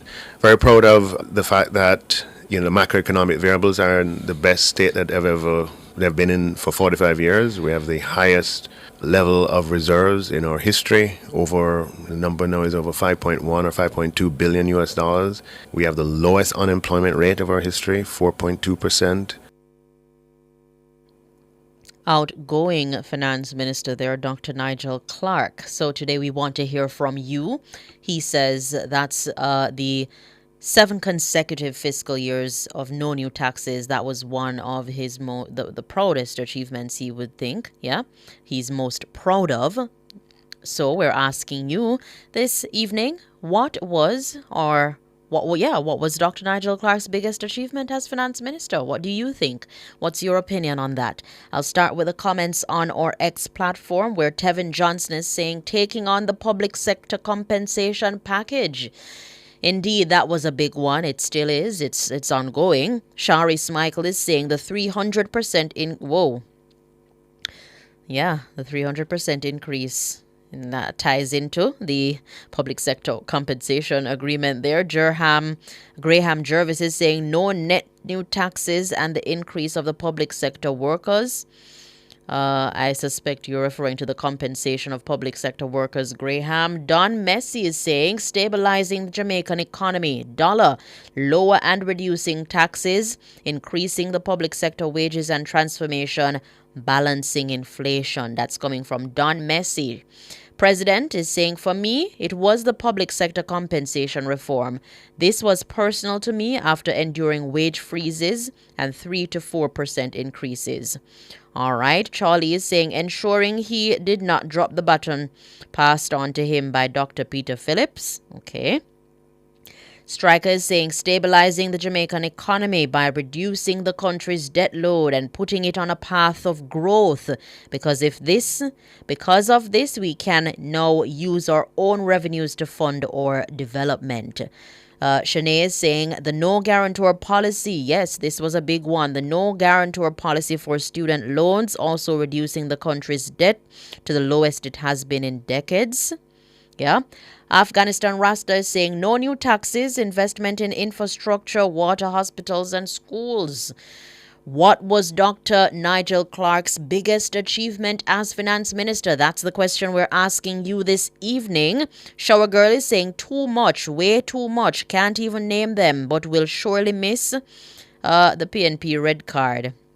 If you remember that moment when Dr. Nigel Clark was, in Parliament and he showed the red card. Dr. J is saying that debt reduction, no new taxes, public sector reform. Stephanie Matthews, macroeconomic stability and public sector transformation. All of his achievements are big.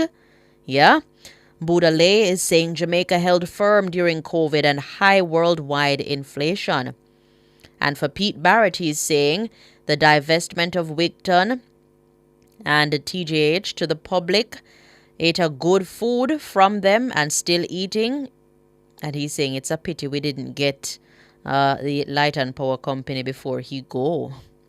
Red Rose is saying investment in technology for the nation's security forces and all the benefits we've seen from that.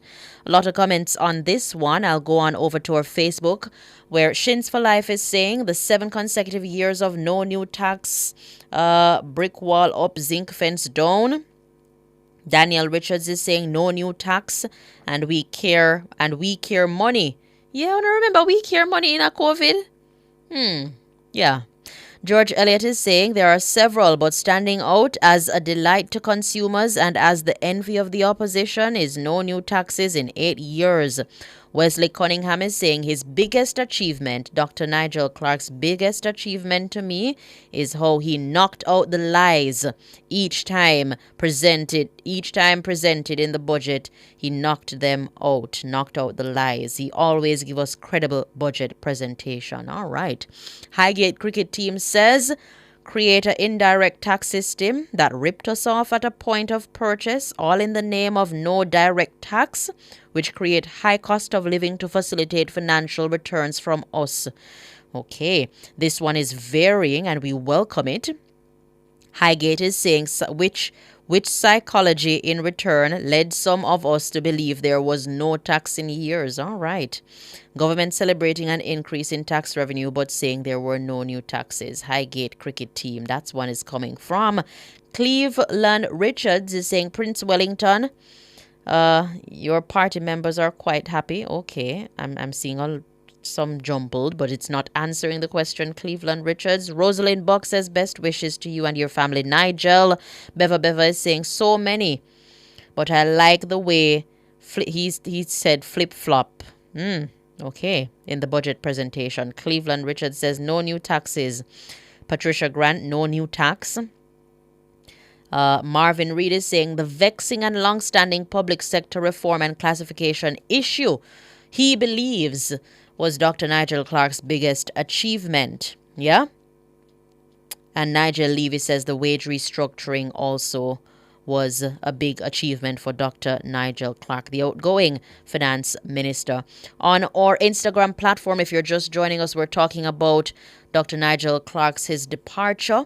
Yeah? His departure and what has been his biggest achievement so far. We've heard about the public sector compensation review. We heard about the consecutive years of no new taxes. And we've also heard about investments. Yeah? Investments and divestments. All right. But that's all the time we have for public opinion this evening. I apologize to my YouTubers, but let me see if I can run through some real quick. Let me see. Kizzy Reed saying recovering from the devastating blow of Hurricane Beryl without going to the IMF or international partners. Orville is saying the man is special. He has placed Jamaica on international maps. The real Chef Patricia is saying need the paper Dr. Clark reel off showing all the PNP taxes. Okay. Let me see if I can get in some more. Tam is saying Dr. Finance Clark was out of this world with managing the Jamaica economy and well ahead of his time. Will there be another in our lifetime? That's a question being asked there. Leslie Robinson says fiscal stability and the many years of GDP growth. Samantha Gordon is also saying tax revenue is different from tax. People still do. Oh, yeah. Wallace is saying the public sector compensation overhaul. Let me see if I can get in a few more. Ronald Ranger is saying no new taxes and removing the minimum business tax. A lot coming in. And I remember when there was this dub clash and we heard it was 2020 general election, and I will forever remember the remark used. Santa Clark, do you ever? I think that was the song. Do you ever go to? Like I have so many fond memories, so many good memories, and you also have some mixed feelings. But we do wish Dr. Nigel Clark all the best on his appointment to the IMF. Thank you guys so much for participating in Public Opinion this evening. Up next, the Business Report.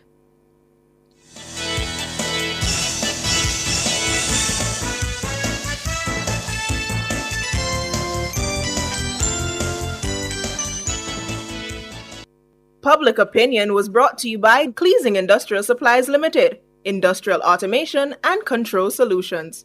Drive the most exciting new vehicles in Jamaica. Schedule your 2024 Ford Ranger pickup or Ford Everest 7-seater SUV test drive now. Call or visit KIG today. The time by KIG is 6:35. This is a public service announcement from the JN Bank. All JN Bank branches will close to the public at 1 p.m. on Wednesday, October 30, 2024, to facilitate a staff meeting. The bank apologizes for any inconvenience this early closure may cause and thanks its members and customers for their patience and continued loyalty. Regular operating hours will resume on Thursday, October 31. That was a public service announcement from the JN Bank.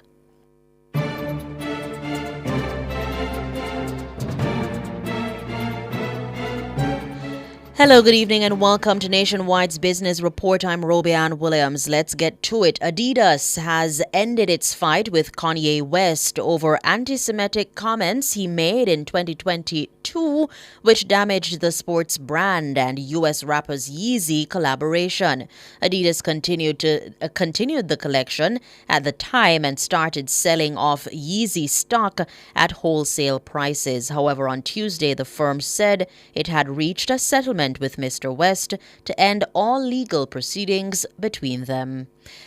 Further afield, the surging global popularity of TikTok has seen the co-founder of its parent company, ByteDance, become China's richest person. Now, according to a rich list produced by the Huron Research Institute, Zhang Yiming is now worth $49.3 billion. That's 43% more than he was worth in 2023. The 41-year-old stepped down from his role in charge of the company in 2021, but is understood to own around 20% of the firm. TikTok has become one of the most popular social media apps in the world, despite deep concerns in some countries about its ties to the Chinese state.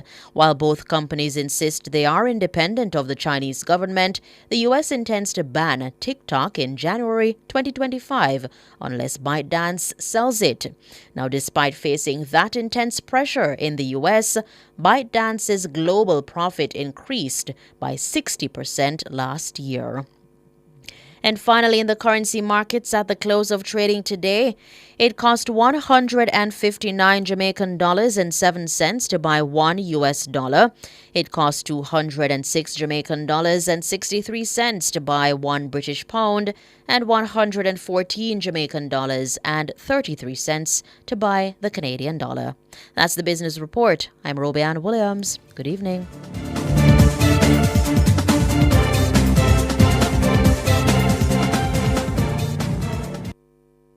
Want to start investing in stocks but don't know how? Then the JMMB Income and Growth Fund could fit your future best with returns that outperform inflation and tax-free advantages. Visit jm.jmmb.com to get started with as little as $5,000. Conditions apply. Does your bra ride up your back? Do your shoulders hurt from carrying the weight of your breasts? These are signs of an ill-fitting bra. When was the last time you were fitted by a bra fit specialist? The bra experts at LaBelle Femme will take care of you. Drop into the store at 53 Lady Musgrave Road, Tuesdays to Saturdays from 10 to 5, and you will see the difference. Or call 876-622-6091.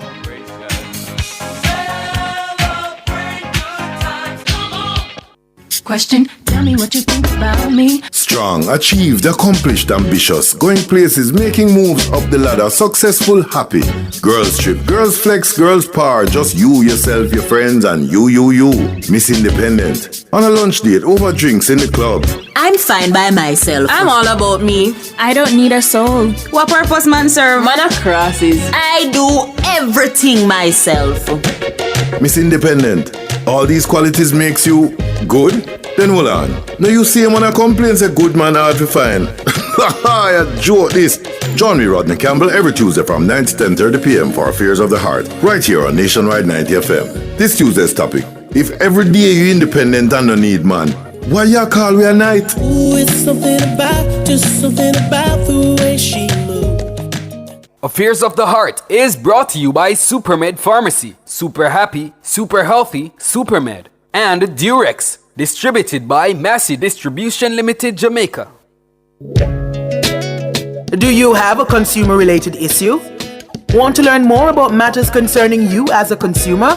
Well, keep it locked to Nationwide 90 FM for the Consumer Hour with me, Nora Gay Banton, weekdays from 9 to 10 a.m. For all your consumer-centric matters, stay tuned to the Consumer Hour on Nationwide 90 FM, a revolution in media.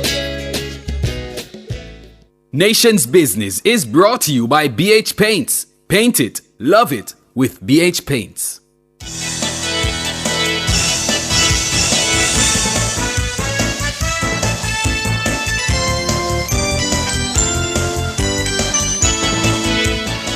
Good evening, listeners and viewers. Welcome to the Nation's Business. I'm Siobhan Campbell. And I'm Mahiri Stewart. Good afternoon, Mahiri. Mahiri is filling in for me as my co-hosts are either indisposed or ill. So we step into it today. Opposition spokesperson on health and wellness, Dr. Alfred Dawes, says the government continues to fail to account for funds designated to repair public health facilities. He made the claim during a media briefing at PNP headquarters in Kingston on Monday. Now, Dr. Dawes says the Bustamante Hospital for Children has been in crisis since late August due to air conditioning issues, and he says the problem continued despite funds seemingly being available to fix the units. As far back as August 26th, the Bustamante Hospital for Children was in emergency mode for all operations because of the same issues with the AC unit. It was not just that the staff knew and hid it. There are letters, there are emails that were sent. The Southeast Regional Health Authority knew of the issues. Attempts were made to move the surgeries to the Kingston Public Hospital. That did not work out. Not all hospital, but that did not work out, surprisingly, because money became an issue. This could have been avoided from even further back because money was raised, including money from the Chase Fund to refurbish the operating theaters at Bustamante.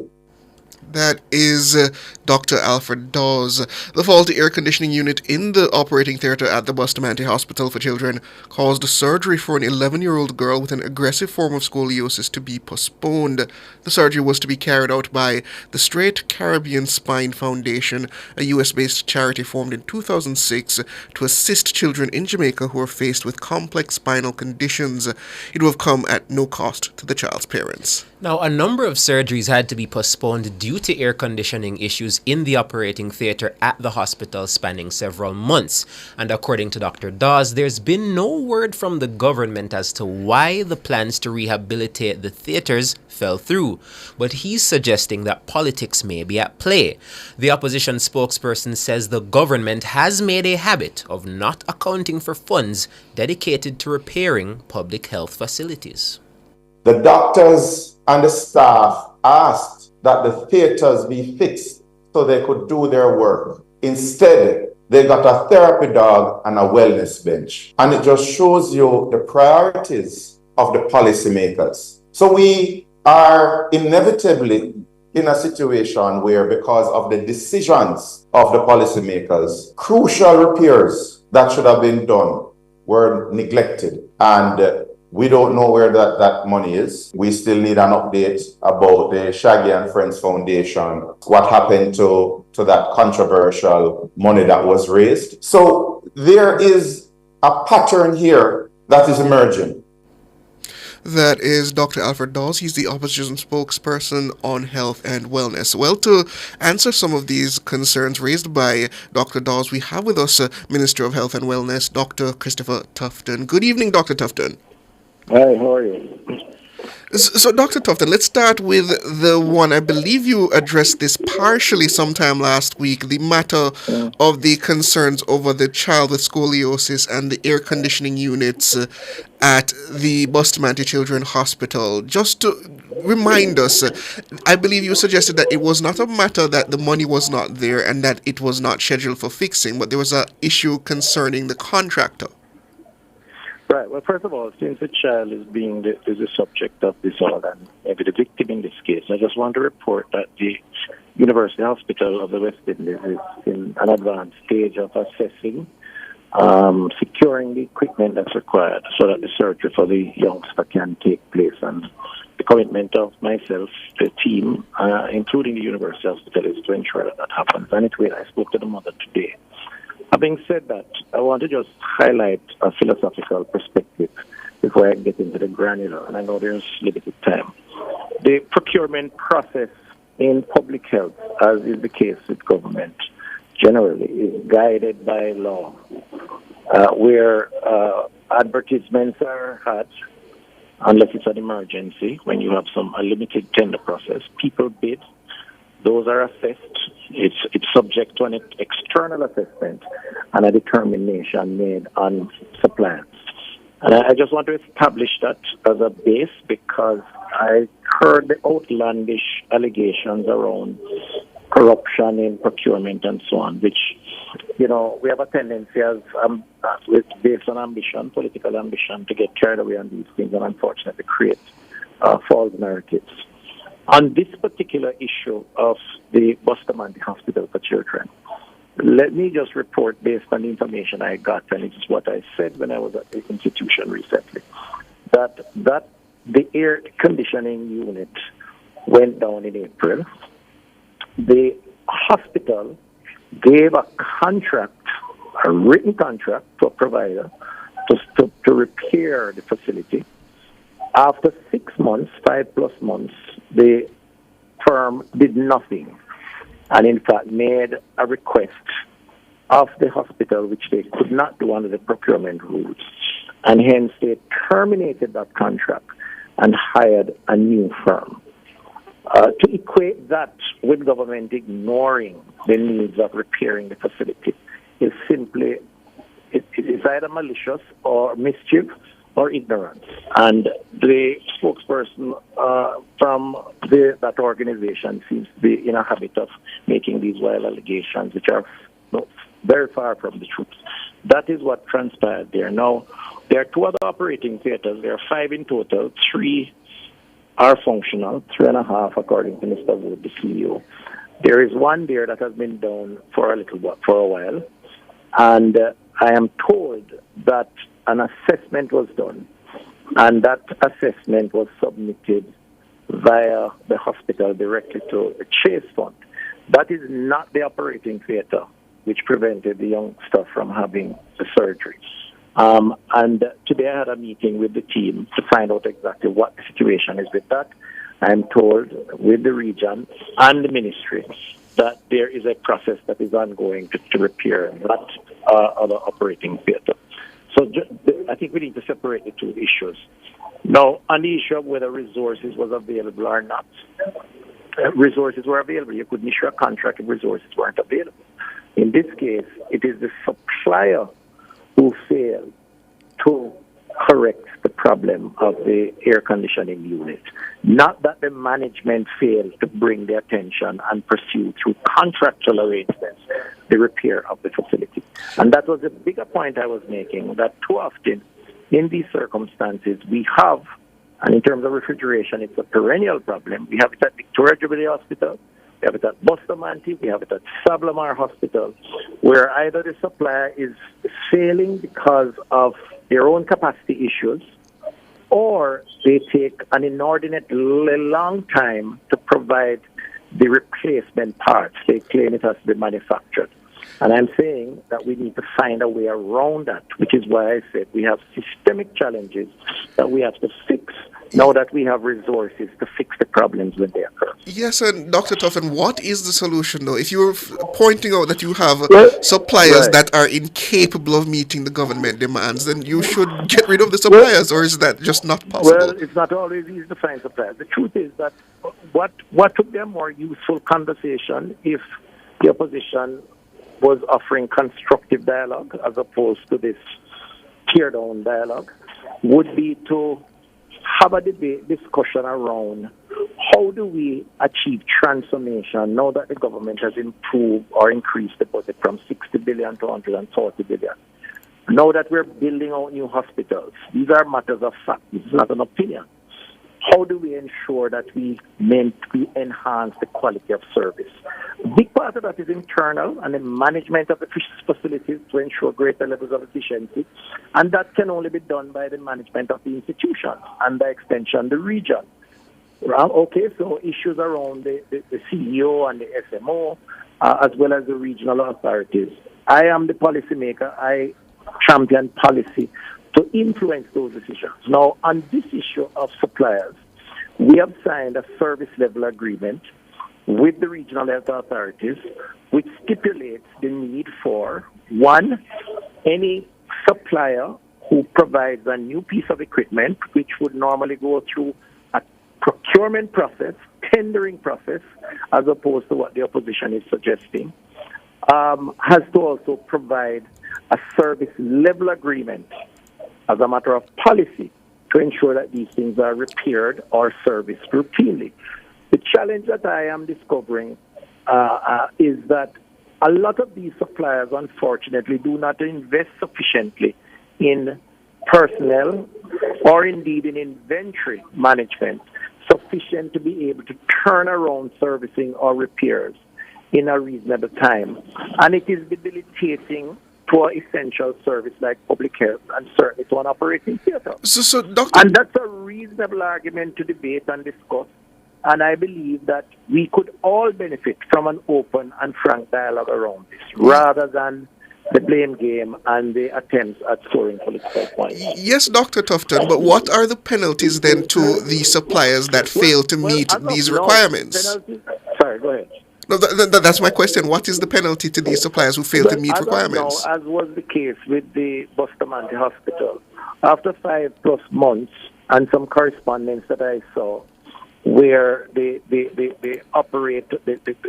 service provider was asking for upfront payment as opposed to what governs these types of arrangements, the hospital had no choice, the management, but to terminate the contract and hire a new contractor.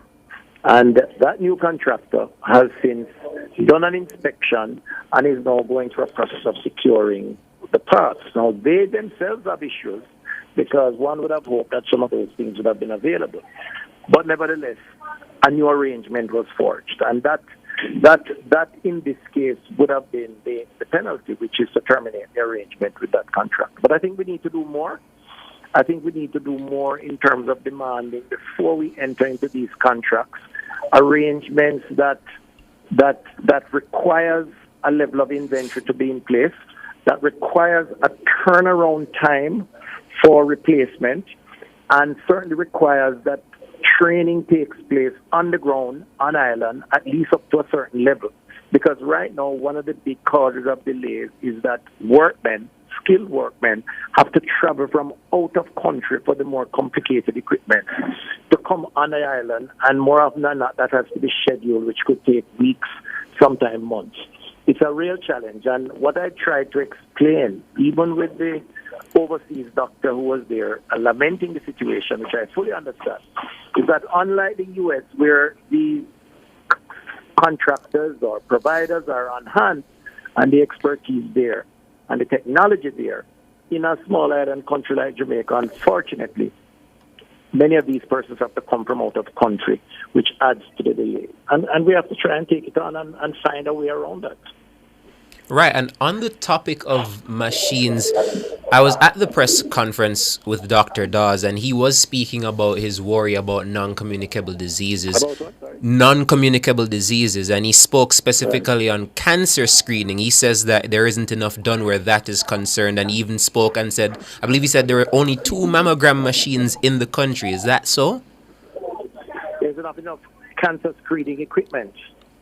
Well, listen, the NCDs is an increasing threat, and in fact claims the lives of most Jamaicans, the 18 or so thousand deaths a year, about 75%. It's an ongoing problem, and it has gotten worse largely because of lifestyle and lifestyle choices. The health system has not kept a pace with what is happening, and I dare say in the last 8 years, since 2016, more has been done to try to keep a pace with these evolving disease profiles than has been done prior to the last 20 years before. Indeed, the opposition spokesperson is on record of saying he had to use garbage bags as PPEs in 2015 when he was president of the JMDA. We don't have surgeons doing that now because we have facilities for that. We have the LENOC. We have put in mammograms at a number of hospitals. Can we do more? Yes. But when we took over as a government, since there is a comparison being made, we did not have what we have today. What I am focused on now as minister, and I think it is the time to do so, is to have a dialogue of what transformation means.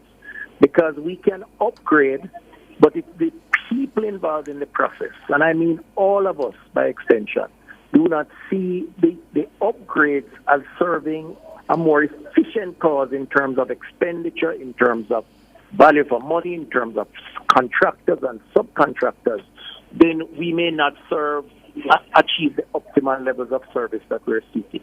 And the Bustamante issue was a good case to raise around why weren't we coordinating if Bustamante did not have the operating theater space, because we had it. Or secondly, the deficiencies with suppliers, in this instance, an air conditioning problem where a supplier has a contract for 6 months and has not done anything to fix that problem, where so it was never a money problem, which was the point I was making.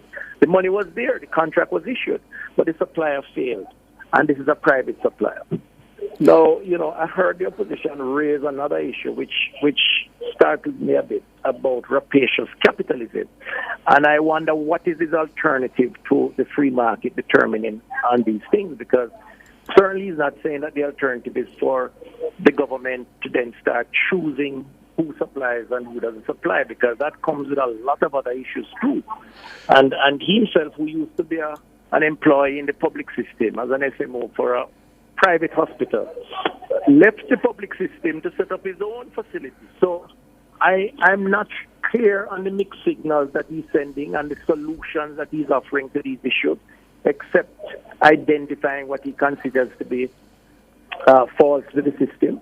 But I will say I am well prepared to engage him or anyone else on any of these challenges, but we need to do so in a constructive way that advances the welfare and the well-being of the Jamaican people, not in a way that cites hyperbolic types of extremities, some of which really don't make logical sense. What about this very specific charge I found very strange? Dr. Dawes suggesting that the government has mistakenly purchased subpar equipment for more money than it's worth. Before you get to the answer, can you just play the clip there for me, Bugs? Yes. The privilege of going to China. And what I can tell you is this. You will have a machine that has the same casing on the outside, looks the same.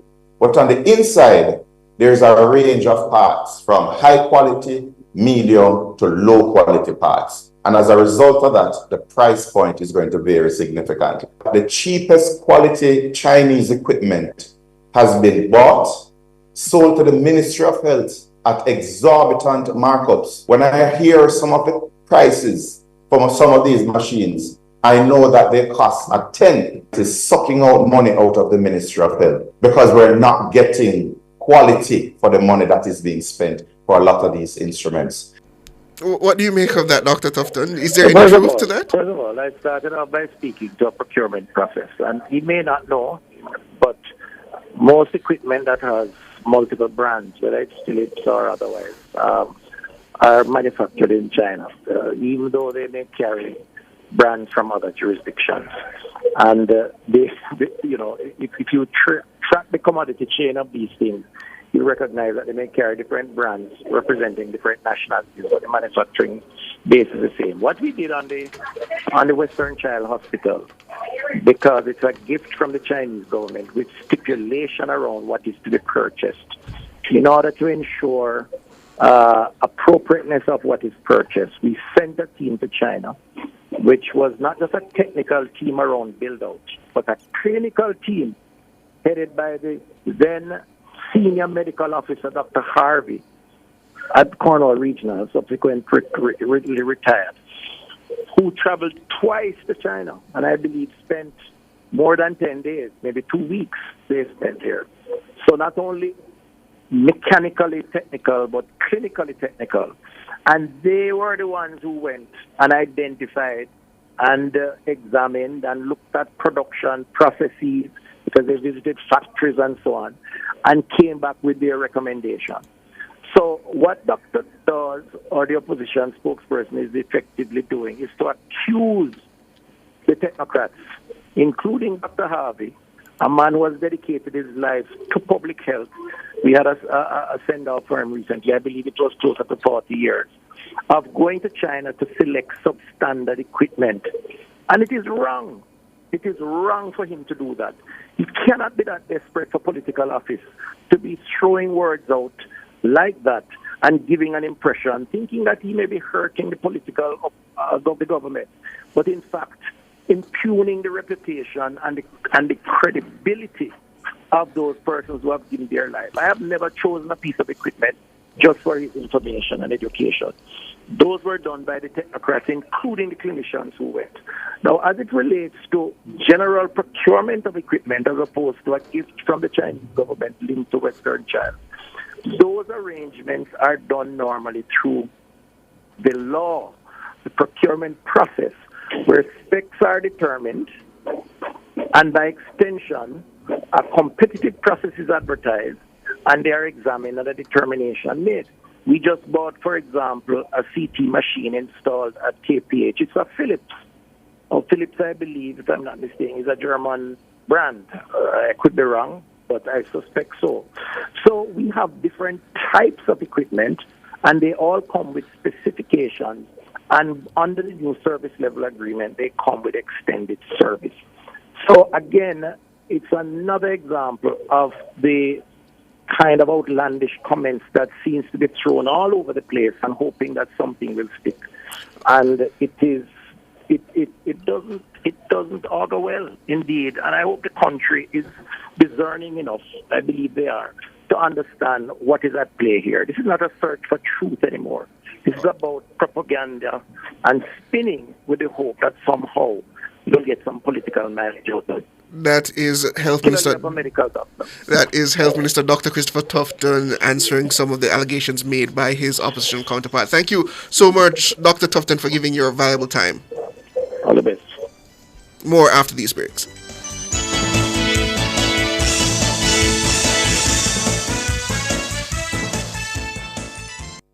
Nation's Business was brought to you by BH Paints. Paint it, love it with BH Paints.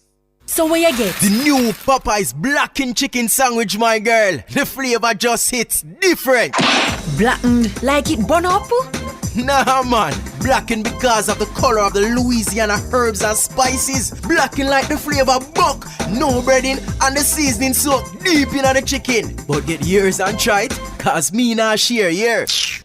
Get the new Popeye's blackened chicken sandwich. Limited time only. Love that chicken from Popeyes. The 5% Club is now taking new members. Sounds exclusive? We don't want it to be. You see, it's made up of less than 5% of women who get screened for breast cancer in our country each year. At Sagicor, we've made it our mission to help to change the statistics. In fact, with 5,000 more women getting screened, we can officially become the 6% Club. And we won't stop there. So please get checked. Early detection saves lives. Go to bit.ly/5% Club JA. Drive Hyundai vehicles beyond your dreams with an exclusive 4.99% interest rate. Yes! Shop Hyundai vehicles and get a super low 4.99% interest rate on your car loan. Plus 2 years free service, 1 year insurance, and 5 years warranty. Offer valid on all 2024 Hyundai vehicles. Drive your Hyundai with the lowest interest, 4.99%. Conditions apply. You ever hear earthquake call and say, "Hello, Miss Lee, yes, it's me, earthquake, I come in Tuesday around 10? No, sir. Earthquake does arrive unannounced, and when it come, it shake all sense and sensibility out of we. Remain calm, stay inside, and do the DCH. Drop, cover, hold on. Once the shaking starts, you know it's earthquake. Make a quick move to a safe place. Don't run to the door, we are in the exit. Stairs might block up or full of people. Elevator, avoid that, because you might get in and poof, power gone, and you're stuck in that box without ear. Drop, cover, hold on. A message from the Office of Disaster Preparedness and Emergency Management. Question, tell me what you think about me. Strong, achieved, accomplished, ambitious, going places, making moves up the ladder, successful, happy. Girls trip, girls flex, girls power, just you, yourself, your friends, and you. Miss Independent. On a lunch date, over drinks in the club. I'm fine by myself. I'm all about me. I don't need a soul. What purpose man serve? Man of crosses. I do everything myself. Miss Independent. All these qualities makes you good? Then hold on. Now you see him when I complain say good man hard to find. I joke this. Join me, Rodney Campbell, every Tuesday from 9 to 10:30 p.m. for Affairs of the Heart, right here on Nationwide 90 FM. This Tuesday's topic: if every day you independent and no need man, why you call we a night? Ooh, it's something about the way she moves.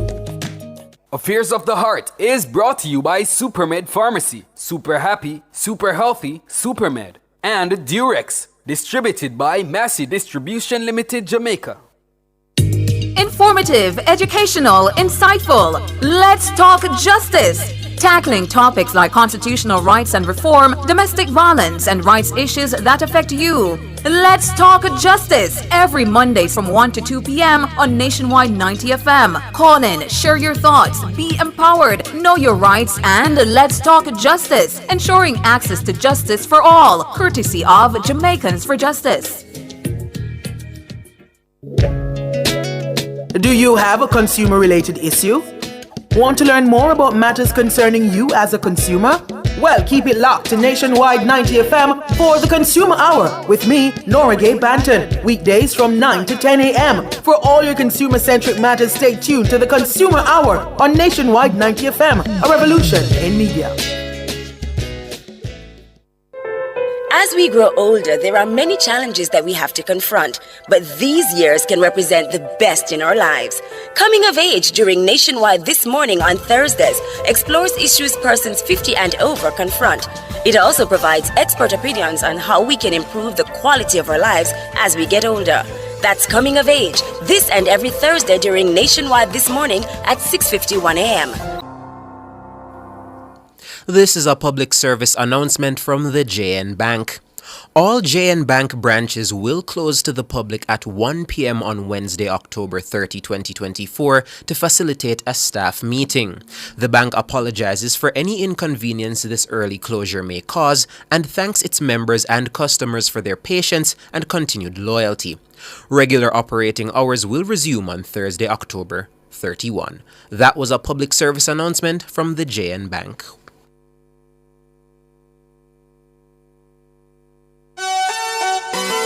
Good God of mercy, hey. Good God of grace, hey. Lord of mercy, hey.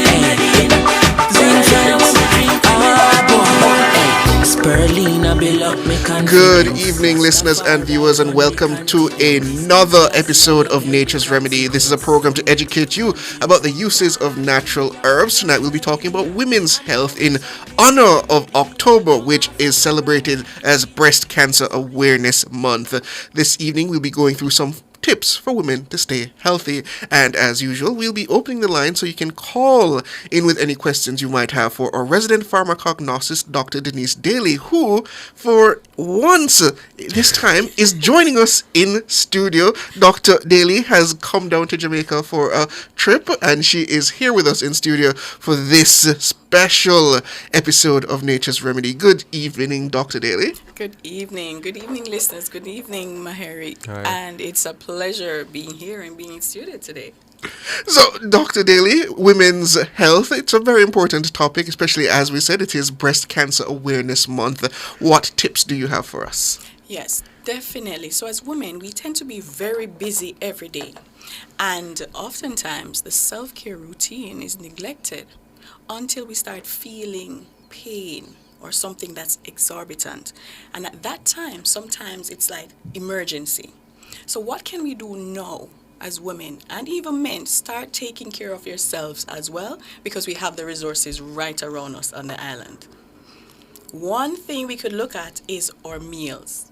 So let's incorporate those colors into our meals. And one example is having your carrot juice with your beetroot. When last have you had any of those? I hate carrot juice. It can't be me. I'm sorry, I have to agree. Beetroot is fine, but I have to agree with Mahiri. I'm not very fond of carrot juice. It just feels like one of those things that should not be drank. But clearly you're telling us this for a reason, and that reason is... All right, try carrot drink. Not even the drink? Or you prefer it with milk or honey? No. At all? I don't drink carrot juice at all. Oh, okay.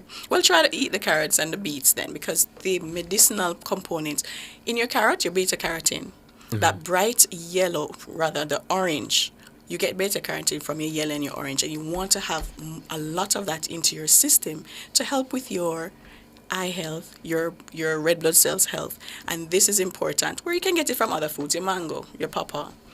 Beetroot itself as well has the anthocyanins, that deep red, that also helps to build up your red blood cells and your liver and your kidney, which are also part of your detox system. So you want to have those as a part of your monthly, if not more frequently, routine.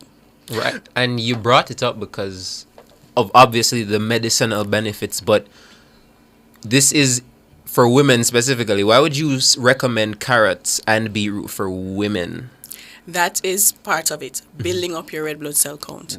Because again, part of the monthly menstrual, you're losing a lot of iron, you're losing a lot of blood. With that, you're building up the amount you have and also healthier red blood cells to go around the body. But it's also helpful for men to also build up their red blood cell count. Right. So it's very good to add as a part of your routine. So outside of those things such as carrot juice and, as you said, beet juice, are there any specific supplements that women should incorporate into their daily routine for a more healthier living?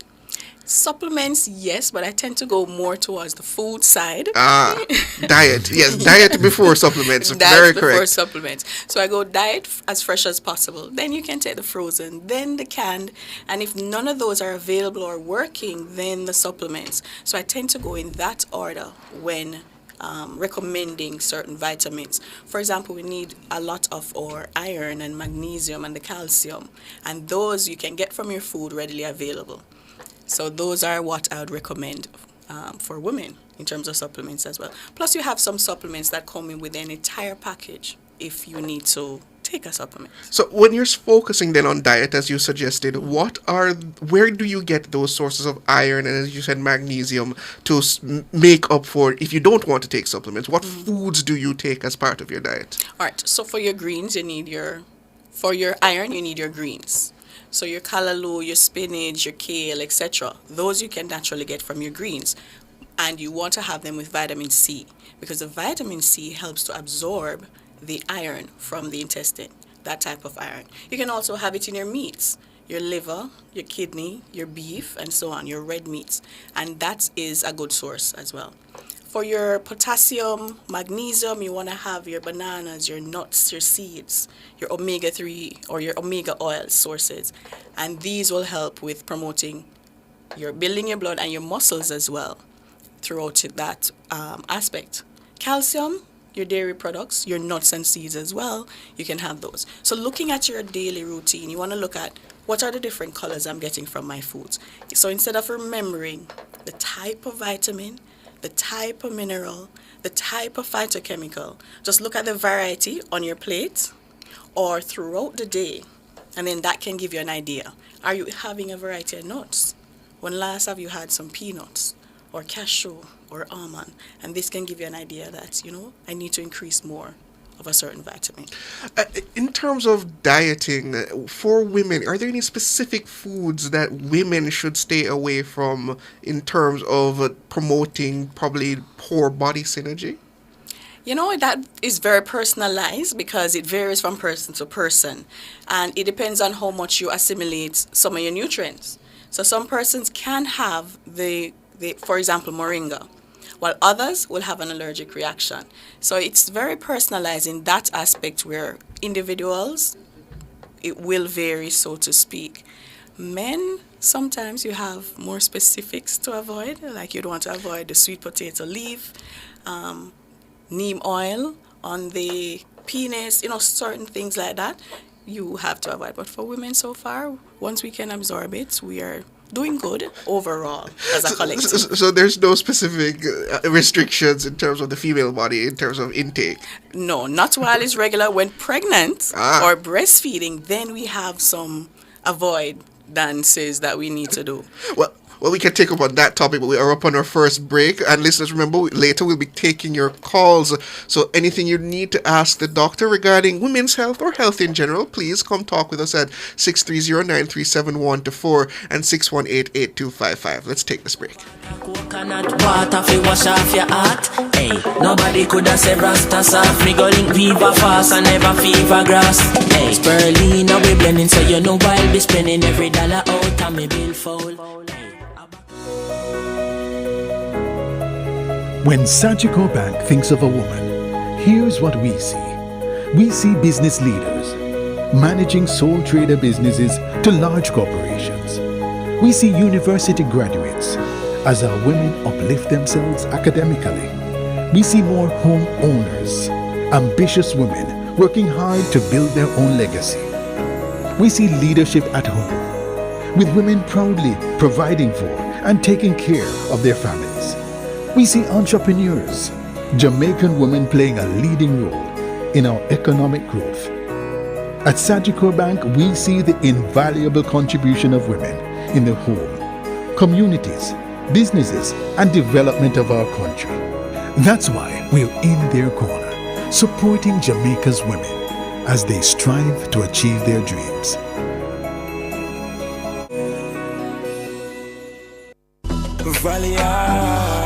We a big deal when we touch ground. Yeah, I can see when we're pulling up. Anything for the taste what we love. Barbecue, spicy and original, flavorful, crispy, irresistible. 3 piece with the fries and a Pepsi. Go get your one big deal, stop stress me. All when we dip on the toilet, no left foot. Anything for the taste of a juicy, crunchy, irresistible KFC big deal. 3 pieces of delicious chicken, fries and Pepsi. KFC, it's finger licking good.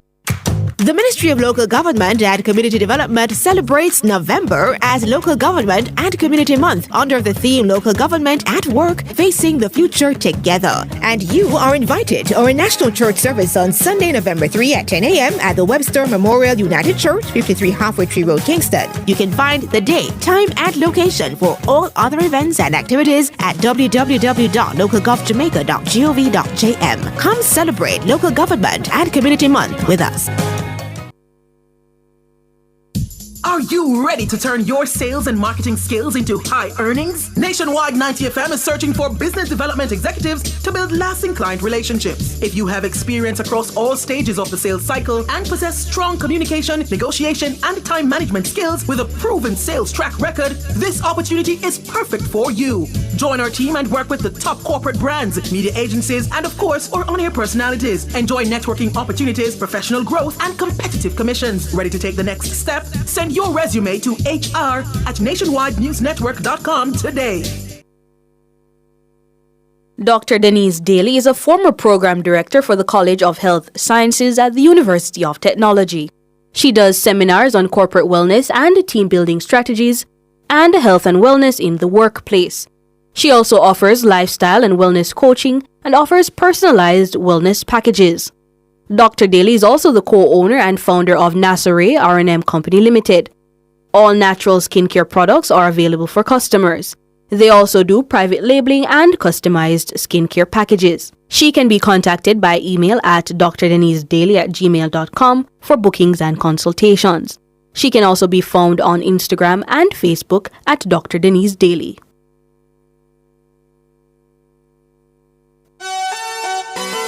Good God have mercy, hey. Good God have grace, hey. Welcome back, listeners and viewers, to Nature's Remedies, where we're talking about women's health this evening. As I said before the break, we're taking your calls at 630-937-124 and 618-8255. Also, if you're on YouTube, please don't hesitate to send in your questions. But in the meantime, Doctor, we're talking about what to avoid for pregnant women and women who may be breastfeeding. Yes. A lot of the women herbs are very good to increase fertility or remove fibroids or to help build up the reproductive structure. However, when you become pregnant, you want to then avoid some of these herbs. One such is dog blood or inflammation weed. We've mentioned it before, Rivinia. It's a very potent herb, very good for the female reproductive system, helping to improve the structure and also helping to remove any blockage in the tubes. So and if there's inflammation, as the name suggests, it's very good for that. You have piaba. Piaba is another plant. We call it woman piaba because of its excellent properties or benefits for the female as well. And it helps to build your eggs and the ovulation system, yes, and building up the opportunity to get pregnant as well. When you mix the piaba with your pennyroyal and your vervine, that's a very potent blend that we have in Jamaica, and it helps with increasing the fertility So rates. for the men and women looking to get lucky, yes. Say that again, Dr. Daly. So your piaba, your pennyroyal, and your vervine, purple vervine for the women especially, you want to put those together to increase fertility. For the man, want you to get some strong back, sarsaparilla, your cheney root, add a little moringa and some cashew bark, and that will help with the fertility process. So Mahiri Bugs, you hear there, so you want strong back, sarsaparilla, go again? Cheney root. Cheney root. A little cashew and that should be your mix-up blender going forward for those who are trying to assist in Jamaica, which is now struggling with low fertility. What I want to know, though, is we started off the interview talking about what you do in the mornings, yes, what you eat throughout the day. But take us to what women should do at night. Yes, definitely. So after we have supper, again, it's balanced. Yeah. Then just before bedtime, you want to have a cup of herbal tea. And try to avoid the caffeine, especially if caffeine gives you that awakened feeling. Try to avoid the caffeine. So get a herbal tea that's non-caffeinated and will promote sleep, help to induce a calmness. So it helps with anxiety, helps with depression. We have the The moringa is a good plant to have at bedtime. You also have the vervine. It's very calming. Lavender is also a good one if you have the lavender plant that you can have as a tea. And some of these herbs in the night, it works as a part of the detox system. Spanish needle. Ooh, love Spanish needle. Yes, so that's a very good one to have in the nights as well. The one that, let me tell you, the one that closes the leaves. Mimosa. Remember that plant? We spoke about it a couple of weeks ago. It helps to induce sleep as well. So your mimosa, which is we call it dead and wake. I can't remember. Shame old lady. Shame old lady. Yeah. Yes. That other plant. So these are some of the ones that we can have in the nights. And what it does, it helps your process or your body to now go through the detox while you're sleeping. So you wake up refreshed. You will go to the bathroom, release some of those toxins, and you will be ready for the day. Ooh. But what about hair, though? You know, women take their hair very seriously. Yes. Can herbs help with the hair? Amazing. I have over so many products wow. with herbs. But that help not with limited the to hair. women, some men struggle with baldness as well, Actually, 40% of men struggle with baldness? Yeah. Shoe black, remember we mentioned shoe black and nettle are very good for baldness in the hair. So we can use that with your castor oil. Now, for your hair routine, castor oil, shea butter, cocoa butter as well, some of your butters and your coconut oil, you can put that all together and do a massage. You have instruments or you have devices that you can help to do a head massage with your oils, but you can also use your fingers, and that helps to stimulate growth while you're adding the oils with their benefits as well. So that's also helpful. The skin is another part that you want to take care of in the nights, and that will help to get it supple and moist and absorb, keep as much of the moisture when we go through our days the next day. Okay, so Leaf Alive. Yeah, you were talking about that before we came back. So Leaf Alive, we can add Leaf Alive as a part of our routine. One, you can have it as a tea. So just get 1 or 2 leaves depending on the size. Boil your water, pour it on and allow it to infuse or steep. And you can just drink it like that or with a little honey. If you like ginger and lemon, that is good as well.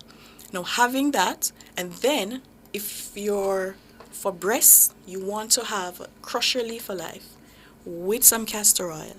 And you can use that to massage the breast. If you have any inflammation in the breast, that's a very good remedy to help to get rid of it. You have to be consistent though and apply it every day. Castor oil is a very good oil that absorbs beyond the top layer of the skin. So it's very therapeutic, especially our Jamaican black castor oil. So that's for hair and skin then? Yes. I see a very interesting question for women. It's from Rosetta Trowers on YouTube. She's asking, Doctor, what can you recommend for endometriosis? Endometriosis, yeah, your pennyroyal. Pennyroyal and Ravinia are very good with endometriosis. As we mentioned, the fallopian tubes. So those 2 herbs, and we can put some blends together. That helps as well. And you were speaking about the breast and what can help those, and this is Breast Cancer Awareness Month after all. For people that do have breast cancer, is there any way herbs can help them? And if so, which ones? Yes, I have always said I promote complementary health. So the first thing when you find out, when you go to the doctor and you find out that you have some cancer cells, what's the first recommended treatment? Is it surgery or chemotherapy? And you want to get the cells out as quickly as possible. Right. Your next routine now is to incorporate as many of your herbs as possible. And one of the top herbs I would recommend is guinea hen weed. That's Petiveria alliaceae. Now, guinea hen weed is so potent and we have it everywhere. If you have a concrete floor or ground outside, guinea hen weed will break through the cracks and will be there. It's called garlic plant. It's very distinct in its scent. The goats will also have it as well. And when you have the guinea hen weed, the DTS, that's high sulfur compound that's in it, a significant amount is in the root. You want to make that as a tea or you can add it to a tonic. Let me tell you a tonic that's very good that you can keep in the fridge. So your guinea hen weed, you can use the leaf and the root. Get some molasses. You can get honey, add some garlic, and you just blend that up with some water. Regular water, coconut water, lemon water. Keep that in the fridge, and you just have about 30 mils or 1 to 2 teaspoons every day, whether in the morning routine or your evening routine. So I'd say have Guinean weed as a part of your routine. And I'm even seeing somebody in the comments asking about PCOS and what's good for that. PCOS, all right, you see vervine combined with piaba and some moringa and ginger, that can help with PCOS. You also want to add turmeric and ginger. So I would say you want a morning routine with some of your tea blends and evening routine. So turmeric with ginger and black pepper is a very high anti-inflammatory. And those also help with removing any blockages or any disruption in the structure of the female reproductive system. So those I would also recommend. Back on this matter of breast cancer, I know one of the therapies you normally use is chemotherapy, but it tends to leave people feeling in many ways ill. Yes. Is there anything that you can recommend as a natural remedy to offset the sickness that usually attends to chemotherapy? There is the plant, you take it with lavender. It helps with sleep. I can't remember the name of it, but I'll get it. I'll try to remember it. And you can have that before chemotherapy, and it helps to soothe the nerves. So think of some nervine herbs. Your soursop leaf, that is good. Your moringa is good. And it's not, stone crusher is also good. So that's a seed uncoat plant. That also helps. So having the teas like 1 or 2 hours before surgery, that research has shown that it helps to soothe some of the symptoms. And having that herbal tea routine helps to increase the repairs. If it's an anti-inflammatory herb, it's a herb that helps with pain as well. That also helps in the after, and the nervines after surgery or chemo. And going back to what we were speaking about earlier, we did speak about women that were pregnant. But would you recommend any changes for women that have just given birth and are recuperating following childbirth? In terms of some of the herbs that are, yes. So you want to avoid, we spoke about some of the herbs you avoid. If you want to look at herbs to promote some of your health, some of the healthy breast milk, so to speak, and passing on anti-inflammatory factors to the baby. Moringa, it's safe for breastfeeding. Your ginger, your peppermint, these also help to build up the immune system of the baby. Your turmeric as well. So those are mild herbs that you can pass on benefits to the baby as well. So those, and apart from your different colors, every day you have to incorporate that, because your anthocyanins, your beta carotenes, your polyphenols, they need those to help with the biochemical structure and also building the immune system. We're up on another break. Dr. Daly, stay with us again, listeners. If you want to call in with any questions, the numbers are 630-9371-4 and 618-8255. Come chat with us. I make me mix up me roots with Medina. Come off a tour and me knee feel weak. So me go a up road and go link fever. What good for your nerves, so what's up and sapata. Coconut water fi wash off your heart. Are you ready to turn your sales and marketing skills into high earnings? Nationwide 90 FM is searching for business development executives to help us grow our business and build lasting client relationships. If you have experience across all stages of the sales cycle and possess strong communication, negotiation, and time management skills with a proven sales track record, this opportunity is perfect for you. Join our team and work with the top corporate brands, media agencies, and of course, our on-air personalities. Enjoy networking opportunities, professional growth, and competitive commissions. Ready to take the next step? Send your resume to hr@nationwidenewsnetwork.com today. Question, tell me what you think about me. Strong, achieved, accomplished, ambitious, going places, making moves up the ladder, successful, happy. Girls trip, girls flex, girls power, just you, yourself, your friends, and you. Miss Independent. On a lunch date, over drinks in the club. I'm fine by myself. I'm all about me. I don't need a soul. What purpose man serve? Man of crosses. I do everything myself. Miss Independent. All these qualities makes you good? Then hold on. Now you see him when I complain, say good man hard to find. I joke this. Join me, Rodney Campbell, every Tuesday from 9 to 10:30 p.m. for Affairs of the Heart, right here on Nationwide 90 FM. This Tuesday's topic: if every day you independent and no need man, Why you call we a night? Ooh, it's something about, just something about the way she moves. Affairs of the Heart is brought to you by Supermed Pharmacy, Super Happy, Super Healthy, Supermed, and Durex, distributed by Massey Distribution Limited, Jamaica. Good God of grace, Lord of mercy, Welcome back, listeners and viewers, to Nature's Remedies as we go again through the nature of women's health in honor of Breast Cancer Awareness Month. We are talking about what is the natural herbs and remedies useful to women, specifically women's health during this period. We have with us our resident pharmacognosist, that's Dr. Denise Daly, and she is taking your calls and your questions if you're on YouTube regarding what is good not only for women's health but health in general. If you have any questions regarding natural remedies that could assist you in your daily life, please come and chat with us. The numbers are 630-937-124 and 618-8255, or you can simply post your question to YouTube and we will do our best to have Dr. Daly answer them. And we have one here from Richard Savage on YouTube asking, what are the benefits of dog blood bush? Dog blood bush is another herb. It's called inflammation weed as well. So You brought it up earlier, yeah? Yes. So it's inflammation weed. In parts of Jamaica, they call it information weed. But the scientific name, Ravinia humilis. As the name suggests, inflammation. So if you have pain and inflammation within the body, you can have your dog blood tea, male or female. And it is very potent in your liver, your kidney. I tend to talk about your liver and kidney because once you have your healthy liver and kidney, it tends to have a healthier blood and tends to then trickle down to your cells and healthier other organs as well. So inflammation, it is also diuretic, so it helps with releasing or lowering blood pressure as well, reducing cholesterol. So think of a lot of the ailments that are affected or inflammation helps with or causes inflammation. Dog blood is one herb that you can have to help with that, to combat.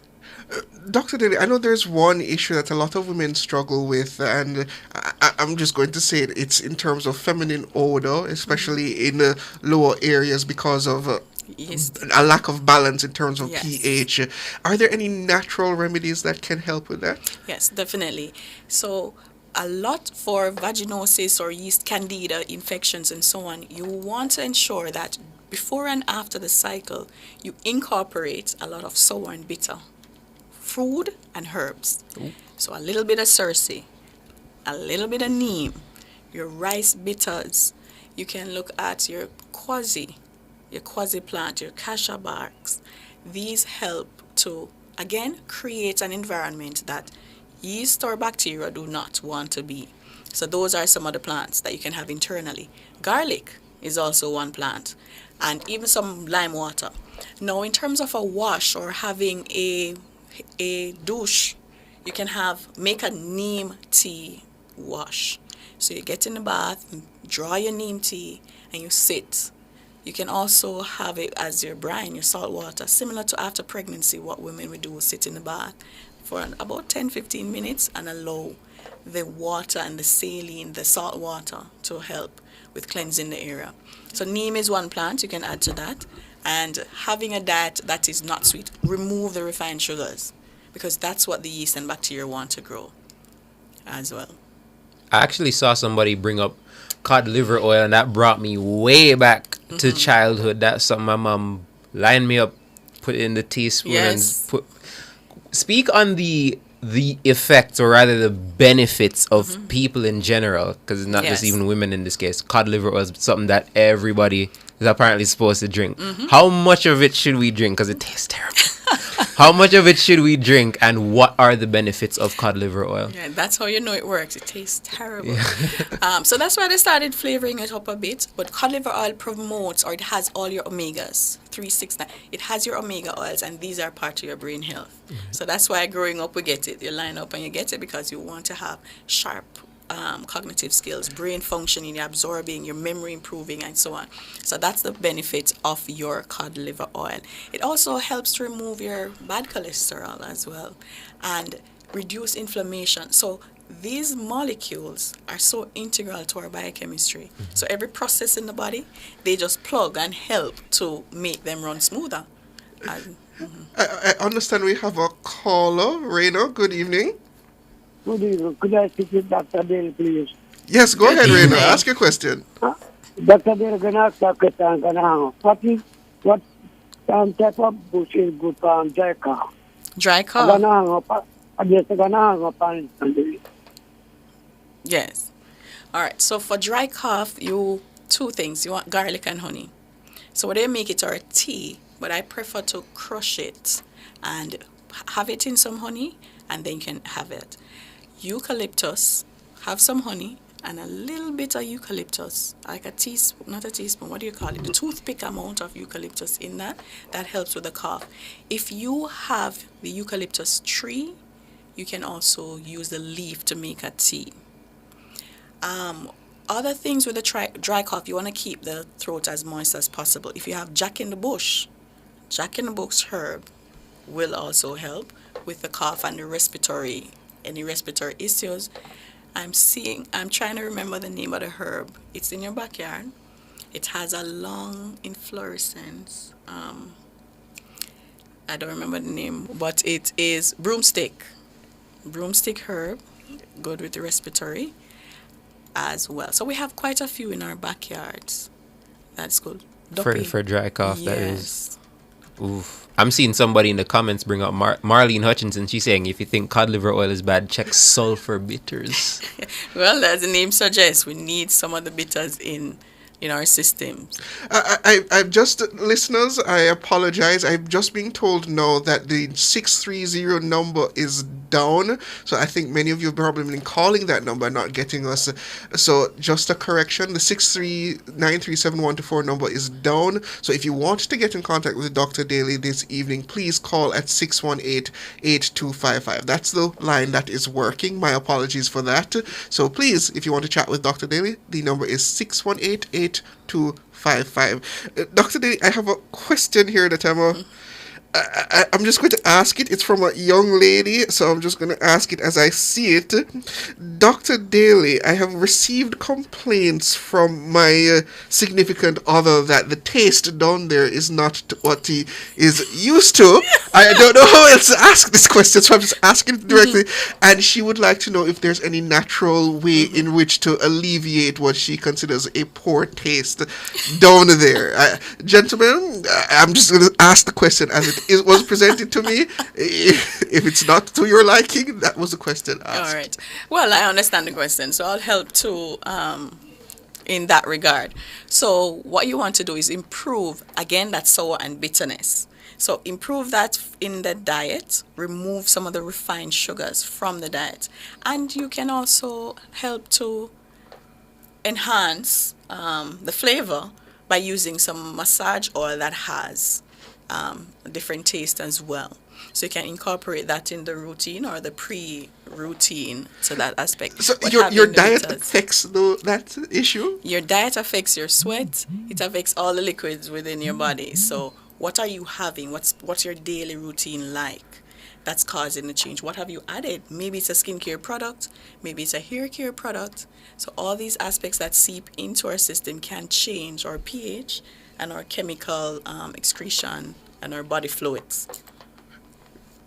Yeah, I see. And another thing I wanted to speak about is we know that breast cancer tends to be the main cancer that we associate with women, but there are other cancers that women are susceptible to, such as lung, colorectal, endometrial, which we spoke about earlier, even ovarian. Is there any herb out there? Let me actually focus on ovarian for now, because that's another women-centered cancer. What can women with ovarian cancer take? The same ones in terms of, there's a whole list. We have a barrage of lists. But what I would say is the most convenient to find and easy to prepare and very potent is guinea hen weed. And research proven for breast cancer, prostate cancer, ovarian cancer, leukemia, these have been proven. Periwinkle plant, the leaves as well, have significant anti-cancer properties, the alkaloids within the plant. And we have a lot of periwinkle here in Jamaica. Your turmeric, don't underestimate our Jamaican turmeric especially. The curcumin that's in our Jamaican turmeric that gives it that deep yellow color. Add that to the routine. And these things, even neem, it's bitter, it tastes bad, but it has nimbinin and a few other alkaloids and compounds that also help to remove any cells. And how they work, either they work as an anti-proliferative compound where they prevent the cancer cells from growing, or they cause apoptosis, they cause them to burst. So when they are taken into the system on a regular basis, at any point a cancer cell starts growing, they start to get rid of them. Because once they get the opportunity to start splitting and growing, then it's harder on our normal cells. Right.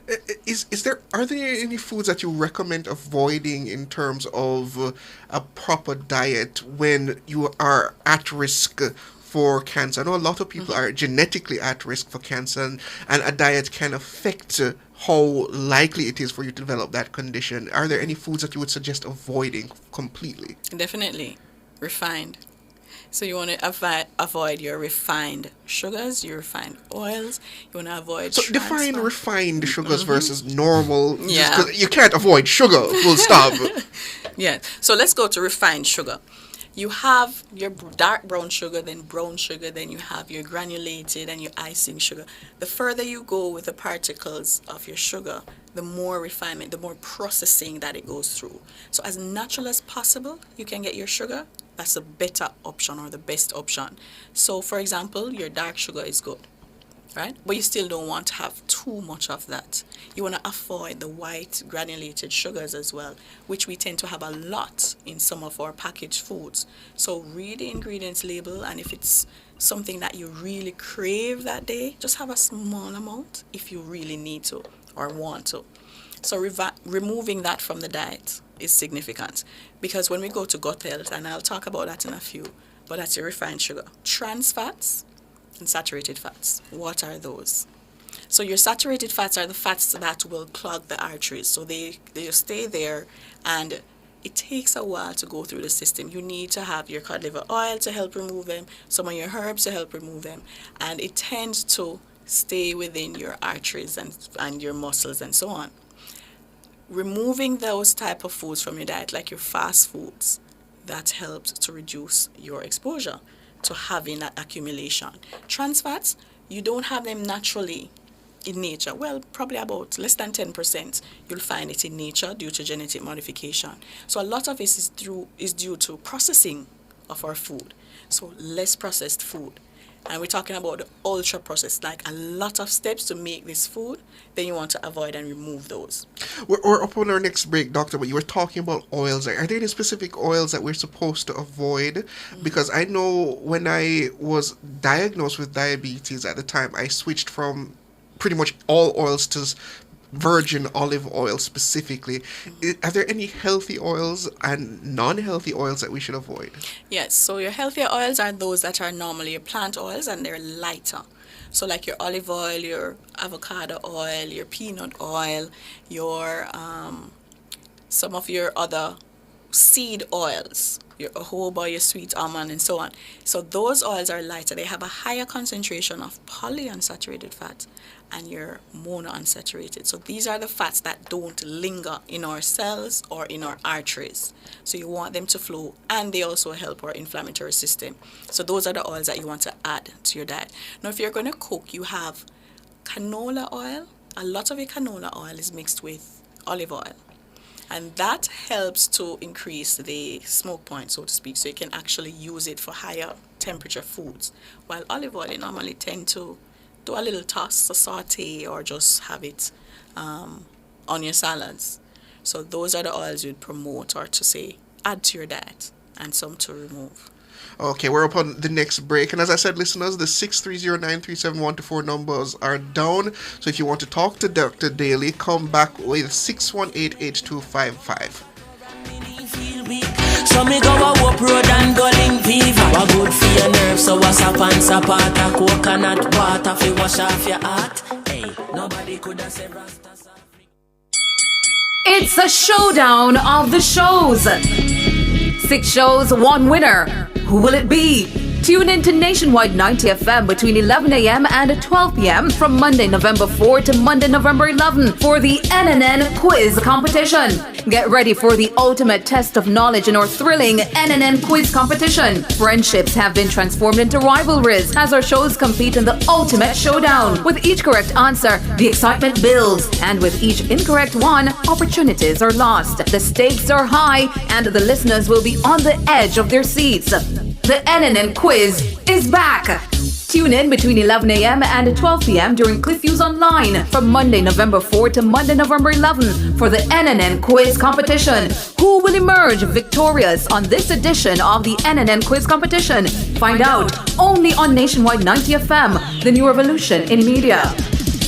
The NNN Quiz is brought to you by the Student Center, the Jamaican Association for Debating and Empowerment Jade Limited, Wellington Dental, Mark's Superstore, New Pack, Hydrate Water, Mats Unlimited, and JTA Credit Union.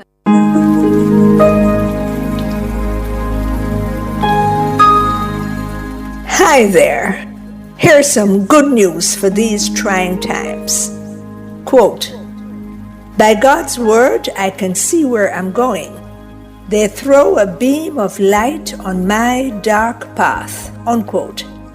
Psalm 119, verse 105. Listen for God's word weekdays at 5:45 a.m. and 12:55 p.m. through Oasis. Stop by for a refreshing drink and share a God perspective for the day. Oasis, weekdays 5:45 a.m. and 12:55 p.m. right here on Nationwide, a revolution in media. The rebroadcast of the Oasis can be heard weekdays at 5:45 a.m. Vegetable with the fruits, Lord. Give me a bottle of spirulina and make me mix up the roots with Medina. Come off a tour and make Welcome back, listeners and viewers, to Nature's Remedies, where we're talking about women's health for this week's episode. And we have our caller, Colin. Good evening. Good evening, Doc. How are you? Good evening. I'm well. How are you? I'm blessed. Good. I called to find out if you could highlight me about the black seed oil. You know about it? Yes. The black seed oil, its medicinal properties is due to its omega content. Similar to your cod liver oil, it's a natural plant source of your omegas. So it helps with your cholesterol, lowering your cholesterol levels, help with brain health, and with cardiovascular, so hypertension, your heart, and so on. But the tablet. Yes. I can take the tablet once. Yeah, definitely. You can have it.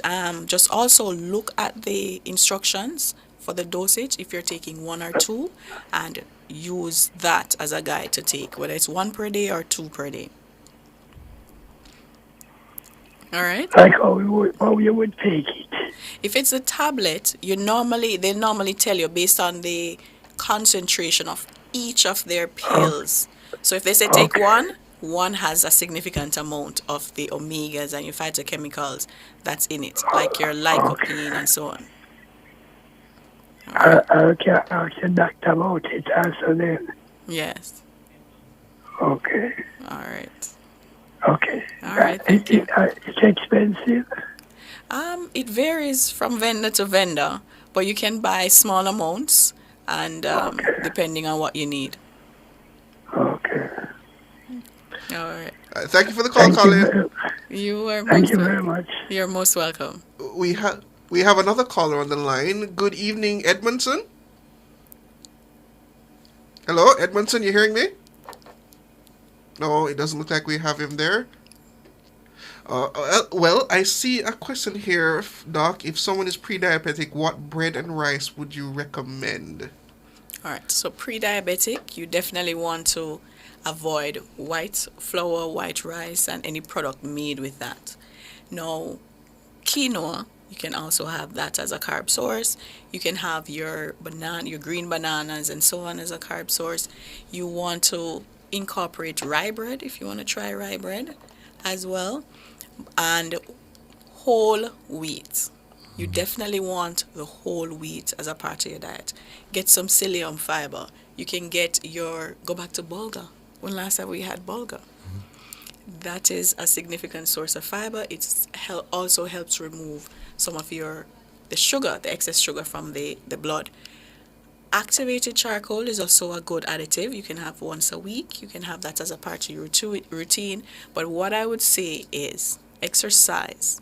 The only other way you can get glucose out of the blood, similar to how insulin removes glucose, helps to remove it into our cells, exercise is the only other way that reduces glucose By from our burning blood. it out. Yes. So once you start moving, your body, the channels, those channels open, takes it in, reduces it. One thing I wanted to ask was about heart. I was looking up a while ago, and they said heart disease is a leading cause of death among women in America. And funny enough, the song that we play for this show, Chronic Spirulina, he says coconut water good for to wash off your heart. Yep. But what else outside of that would you recommend for people struggling with heart disease? Heart disease, there's a plant called Search My Heart. Ooh. Perfect. So, again, as Jamaicans, we tend to name the plant based on what it's good for, right? And Search My Heart is a very good plant for cardiovascular health, and I would say have that as a part of your routine. What the other plant is tomato. It's just a fruit. We have it everywhere, but if you cut the tomato, it looks like the chambers of the heart as well.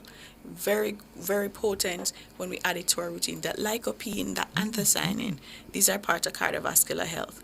Beetroot as well, those deep reds also help with building cholesterol and your heart health. And I saw you mention bulgur earlier, which immediately triggers in my mind porridge, because there's nothing in this life I love more than porridge. I was grown on porridge. Are there any herbs rather that you say or you think could go with the porridge or even make its own? What kind of porridges would you recommend for just the average Jamaican? I would say all. Nice. So your there coconut, we go, man. There we go. cornmeal, your banana, your green plantain porridge, you have arrowroot porridge, your bulgur, your millet, your rice. So I have a porridge formula that I formulated or I did. You want to mix as many of your cereals within the porridge. Yeah, so make a nice blend. So if you don't like rice porridge so much, blend the rice, blend it with some oats, and try that. Get your brown rice and try that. You can blend your bulgur as well. Some persons don't like the grains in the bulgur. Yeah. Blend it with your favorite porridge. So you have that variety. Peanut porridge as well. Help to build up the system, especially for men. You want that vitality improved, etc. Have some peanut porridge or the peanut punches. Right. So definitely those are some of the ones I'd say. I understand we have Edmondson back on the line. Edmondson, good evening. Hello, Edmondson, good evening. All right, unfortunately, it looks like we lost him again. I think you answered this question already, but I think someone else is asking, what's good for sinus issues? Sinus, guinea hen weed root. So when you guinea hen weed root, because of that garlicky smell, you want to get the root as fresh as possible, and you can inhale it to help release the head pressure. Breadfruit leaf. So if you have breadfruit tree, you can have that leaf. It helps with sinus pressure as well. If you have lavender and rosemary with some, we call it tulsi or holy basil. If you have that blend, add it to your food, or you can use it to make a tea as well. So those are some of the herbs that can help with sinuses. If you want to inhale to relieve the pressure, then you can have a water bath with your essential oils and then inhale. That can help, similar to what you do with coughs, with colds and so on. So that can help. Anti-inflammatory, get the turmeric and ginger. As well. I think someone is asking a question in relation to the matter regarding what kind of oils can be used or avoided when you're diabetic? And what about coconut oil? She didn't mention that one. Yeah, coconut oil is a good oil to have.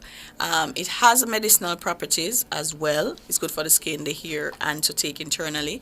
It has saturated fat, so at one point, science said avoid coconut oil, but there's so many benefits for coconut oil, and even the saturated fat that's in coconut oil is not significant to cause increased blockages in our blood vessels. So coconut oil is definitely one of the good oils, and it's also it has a high smoke point as well, so it's good to cook with as well. Okay, I think that's all the time we have. It's 6:57 and it's time to 7:57. We're having fun. What herbs can you use for good memory? Ginkgo.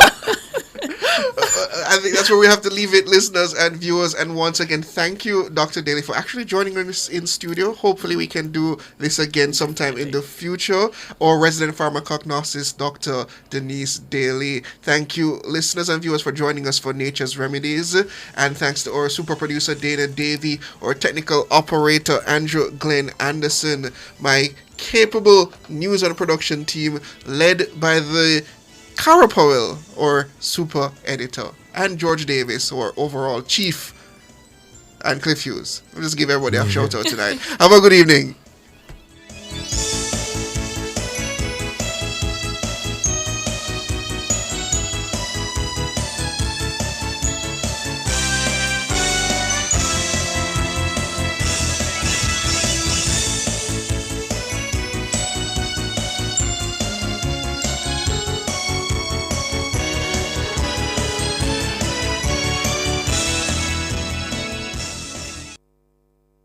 Question, tell me what you think about me. Strong, achieved, accomplished, ambitious, going